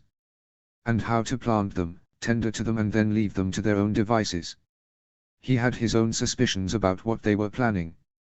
That said, he didn't like waiting. Not with lunatics like the Faith Militant, or the seemingly reborn elements of it, out there. He hoped that Robb Returns was well, he and his people. The last thing he wanted to go back and then wade through the blood of hundreds of demented small folk in the name of vengeance. "You're brooding again." Brienne of Tarth had a nasty habit of speaking the truth very bluntly. He sighed a little. "Yes. We still don't know why we're here and what's going on. And I feel a different pull now. To Winterfell. Yes. And it was a strong one. I feel it too." He nodded. "I wish I could do something to protect that village as well." "You saw the eyes on that mad Septon?" "I did." Another pause. Just as he was about to speak again, he heard boots scuff to one side and looked to his right to see one of the younger green men approach, his hood up with the antlers sticking out to each side. "You are both summoned to the Green Man." They both stood, but Brindon frowned as he came upright. "The Green Man? I thought that you were all green men." A slight smile played around the lips of the other man. "He leads us, so to speak. He sees further than any of us that are south of the wall." That was oddly phrased. "And north of the wall. That is something for later. Follow me please." And off he strode, almost loping away like a man who was used to long walks measured with long strides. Brindon looked at Brian, shrugged and then followed. The Green Man led them into one of the few areas that he had only briefly seen before, one of the older parts of the encampment. The buildings were more ancient here, the wood had moss on it in places, the path seemed more sunken, the stone more weathered. And at the far end was a stone building that seemed older and more ancient than anything he had ever seen. The Green Man led them to it, knocked 3 times on the closed door and then opened it and escorted them in. There was a hole in the building, with a fireplace that had a huge stone for a hearth and an even bigger one for the back of the hearth. There might have been the remains of something carved on it, but it was hard to tell because of the fire. And in front of the fire there was an old man. A very old man, with what showed of his face being deeply wrinkled. He was hunched, which hid the fact that he had once been very tall, and he was wearing a cloak of the deepest green that he had ever seen. His hood was pulled down to almost the lines of his eyes and the antlers that were attached to it looked ancient. As they approached, the man caught sight of them and pulled his hands back from where he had been warming them in front of the fire, but not before Brindon caught sight of what looked like terrible burns on one of them. Sir Brindon Tully and Brian of Tarth. Old as the man must have been, there was still strength in that voice. Brindon frowned slightly. That voice seemed vaguely familiar. "I apologize for not meeting you earlier, but I was called away to speak with, well, we'll get to that later. Some friends, shall we say? You must have many questions." "We have," Brindon rumbled, still fighting that sense that had met this man once, many years ago, or at least seen him.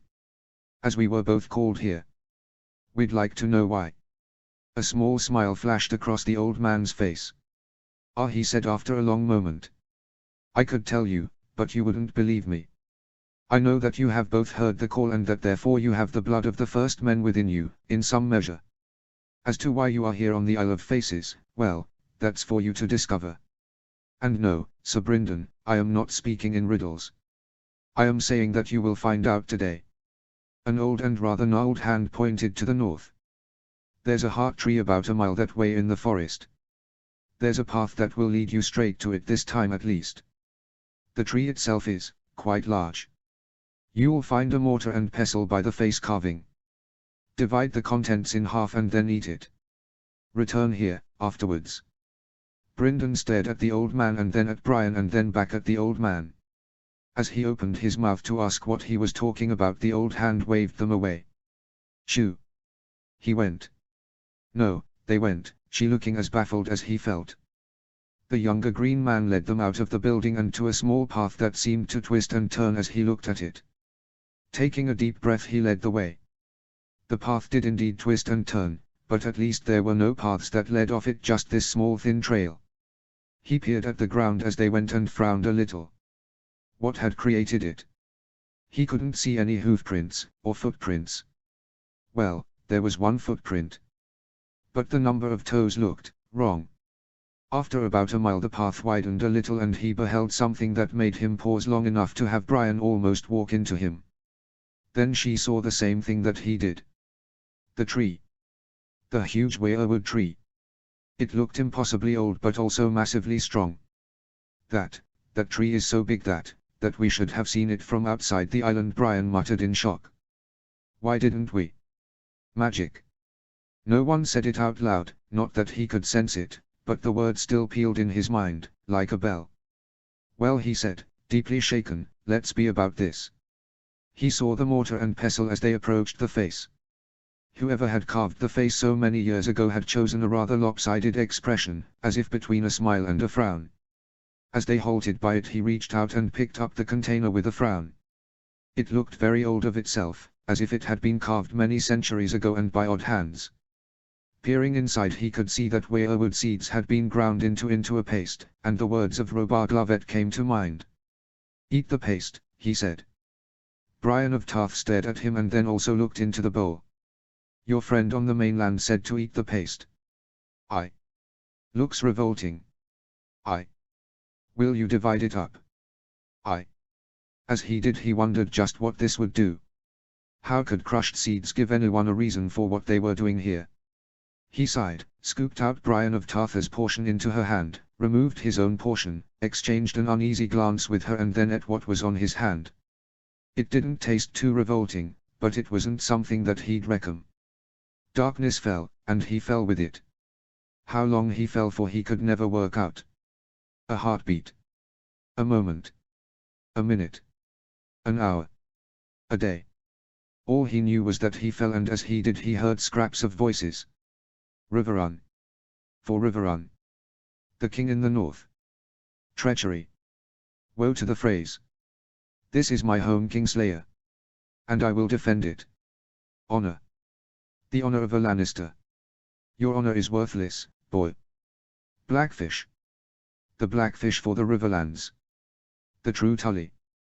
When he finally stopped falling, well, he seemed to slow and be suspended in thin air for a moment, and then he saw stone flagstones appear under his feet. He could see statues ahead and amongst them a figure. Wait. That was Ned Stark. He was talking to an old man, but Brynden was too far away to hear them. He tried to step closer, but his feet seemed to be nailed to the ground, he could not move them. He looked down at them in confusion and then up again. Ned seemed to be agitated about something and then shocked. And then the old man he was talking to disappeared, like fog on a hot day. He stared and then his skin crawled as he realized that all of the statues had somehow opened their eyes. Eyes filled with green fire. Darkness fell again, and again he fell, but this time for a shorter time. When he opened his eyes again he looked around, baffled. Where was he? It was night and there was water nearby, based on the sound of the waves breaking gently nearby. Then he paused. There was a strange glow on the horizon. Oh, and a fire to one side. A man was sitting by it, a man in the robes of the Green Men. Brynden walked carefully up to the fire. He felt no heat from it. And then man seemed to see straight through him. Was this the Isle of Faces? Then he heard the sound of rowing and he turned just in time to see a small boat be run up on the shore not too far away. Two men sat in it whilst a third dressed in leather armor jumped out and walked to the fire. As he approached, Brynden frowned a little. The man had the hair of a Tully, but he had never seen him before. He also looked tired, the kind of tiredness that only a lot of sleep can cure, and also dirty. You came then, the man by the fire said softly. I began to fear that you would not. I came. I had to. The other man sat down heavily on a log to one side. Do you have any wine? I need wine. The Green Man reached down, pulled out a wineskin from a bag and threw it over to the other, who caught it, unstoppered it and then took a long swallow, before lowering it. I didn't know that stone could melt, he muttered. Or men, come to that. Now you know better. Was it worth it? There was a pause as the dirty man stared into the fire. Was it worth it? Well, he's dead. Him and his sons. And his fucking castle still burns. He begged the Riverlands to build it, I and his own precious Iron Islands. All for nothing. Brynden felt his skin crawl again and then he stared back at that glow in the sky. Harrenhal. Was that Harrenhal? If this was the day that it was burnt by Balerion, then this had to be his ancestor, Edmund Tully. He shivered for a moment. Did the Valyrian give you the title I mentioned? Another pause. He did, he said eventually. He'll proclaim it tomorrow. Lord Paramount of the Riverlands. Ambitious bastard, isn't he? But we are well rid of Harren and his Ironborn scum. He looked at the Green Man bleakly. So. This will be, as you predicted, my last trip here. There will be those who will say that I should not have come here at all. What do I need to know? There are 3 things, the Green Man said slowly as he looked into the fire. All are important. And they are all related to the Valyrian. Or perhaps we should just call him the Targaryen, as Valyria is no more. Gone in smoke and flame. Don't get lyrical on me now, uncle. 3 things. Uncle. Brindon peered at the green man. Tullys had once been green men. 3 things. The first is the steel. He lies. He may say that the secret will be rediscovered, but it died in Valyria, at the Doom. Valyrian steel can no longer be made. Shit. I was promised a sword. You'll not get it. Second, the Targaryens were just lesser dragon lords, not greater ones. As time goes on and proud idiots fail to pass on everything to their sons, well, dragon lore will fade. Best keep that one to yourself. Bury it deep and whisper it to your sons. Edwin Tully stared at his uncle. I thought that the dragons were here to usher in a new age. For a time. It's a pity they are needed. There will come a time, when, and for a second the eyes of the green man darted to Brindon, which shocked him deeply. When fish are black here on this isle, they will be needed again. His ancestor took another long pull on the wineskin. Uncle, that makes no sense. Worry not. Just, be aware that the dragons will not always last. Very well. And the third thing. Something else was lost at the Doom. Knowledge of a different kind. The Valyrians liked to wed brother to sister. Do that here in Westeros, and after a generation or two you have deformed idiots for offspring. The Valyrians had an answer to that. He looked away and winced. The Targaryens will see that secret spark and gutter and die. Tullys of the future must not trust them. Edwin Tully stared at the other man. Are you saying that they will go mad? Eventually. I have seen it. Be cautious. And that is the third thing. Uncle, you are saying that I have bent the knee to a man whose family will eventually go mad. He will unite Westeros. That is needed. The visions from the old gods are clear on that. The Starks will bend the knee, they are too canny to do otherwise. Don't worry about the Storm Kings, one will be reborn, after a fashion. Something is coming, Edwin. Something, far ahead of us. We green men will prepare. Protect this isle, as you agreed. A long silence fell as the two men stared at each other, and then Edwin Tully nodded slowly. Very well. It is agreed. You have given me much to think on. And, you said that I will never return here. You have a great task ahead of you. Harren the Black looted the Riverlands. You must restore it. You'll be busy. Brindon's ancestor stood and then passed the wineskin back. Will I ever see you again? No, I have seen that much. The green man stood and then embraced his nephew. Your father would be proud of you. Riverrun and yours. Riverrun and yours. Be well, uncle. And then he was off, striding back to the boat and the waiting men. Brindon watched him go. After a while he turned back to the green man. Can you see me? The green man stood and pulled his hood up, settling the antlers in place on his head. That's a dangerous question, he said. My nephew couldn't see you. But then he believes in the seven, not the old gods, not really. What do you believe in? He stood there for a long moment. I never thought about it. Time you should then, Blackfish. Time you should. You may not be sure about the old gods, but let me tell you something, they believe in you. Why else are you here? And for a moment his eyes blazed with red fire. Brindon felt his eyes widen as he stumbled back, and then he was falling again. This time it was for longer, and then his feet hit the ground again. Flagstones, it felt like, but everything around him was black. Greetings, Blackfish, said a voice that he felt rather than heard. We have watched you for some time. He looked about into the darkness wildly. Who are you? The old gods. There are those who call us that. We are simply those that are. Those that remain. We have long watched. It's time to do more than that now. He shivered. Did you send the call out? Was that your work? Nay, that was done by the wolf's blood. The Starks, as you would call them. We gave them the means to do it, long ago. After the first long night and the alliance of desperation. And now the call has been sounded again. Men must listen. You must help them to listen. Otherwise doom will follow. The others, as you call them, come again. The others. They are not a myth then. No, never a myth. A tale the start of which has been shrouded in darkness. The thing behind them is one of madness and hate for the living. A cautionary tale even for gods. But time destroys memory, and long ago something broke free from its prison. Something able to make the dead walk. He shivered again. Truly. The tales of the first men about whites are true. All of them. But men are very good at forgetting. And others at refusing to believe. They place their own desires first. And their own hate. The blackness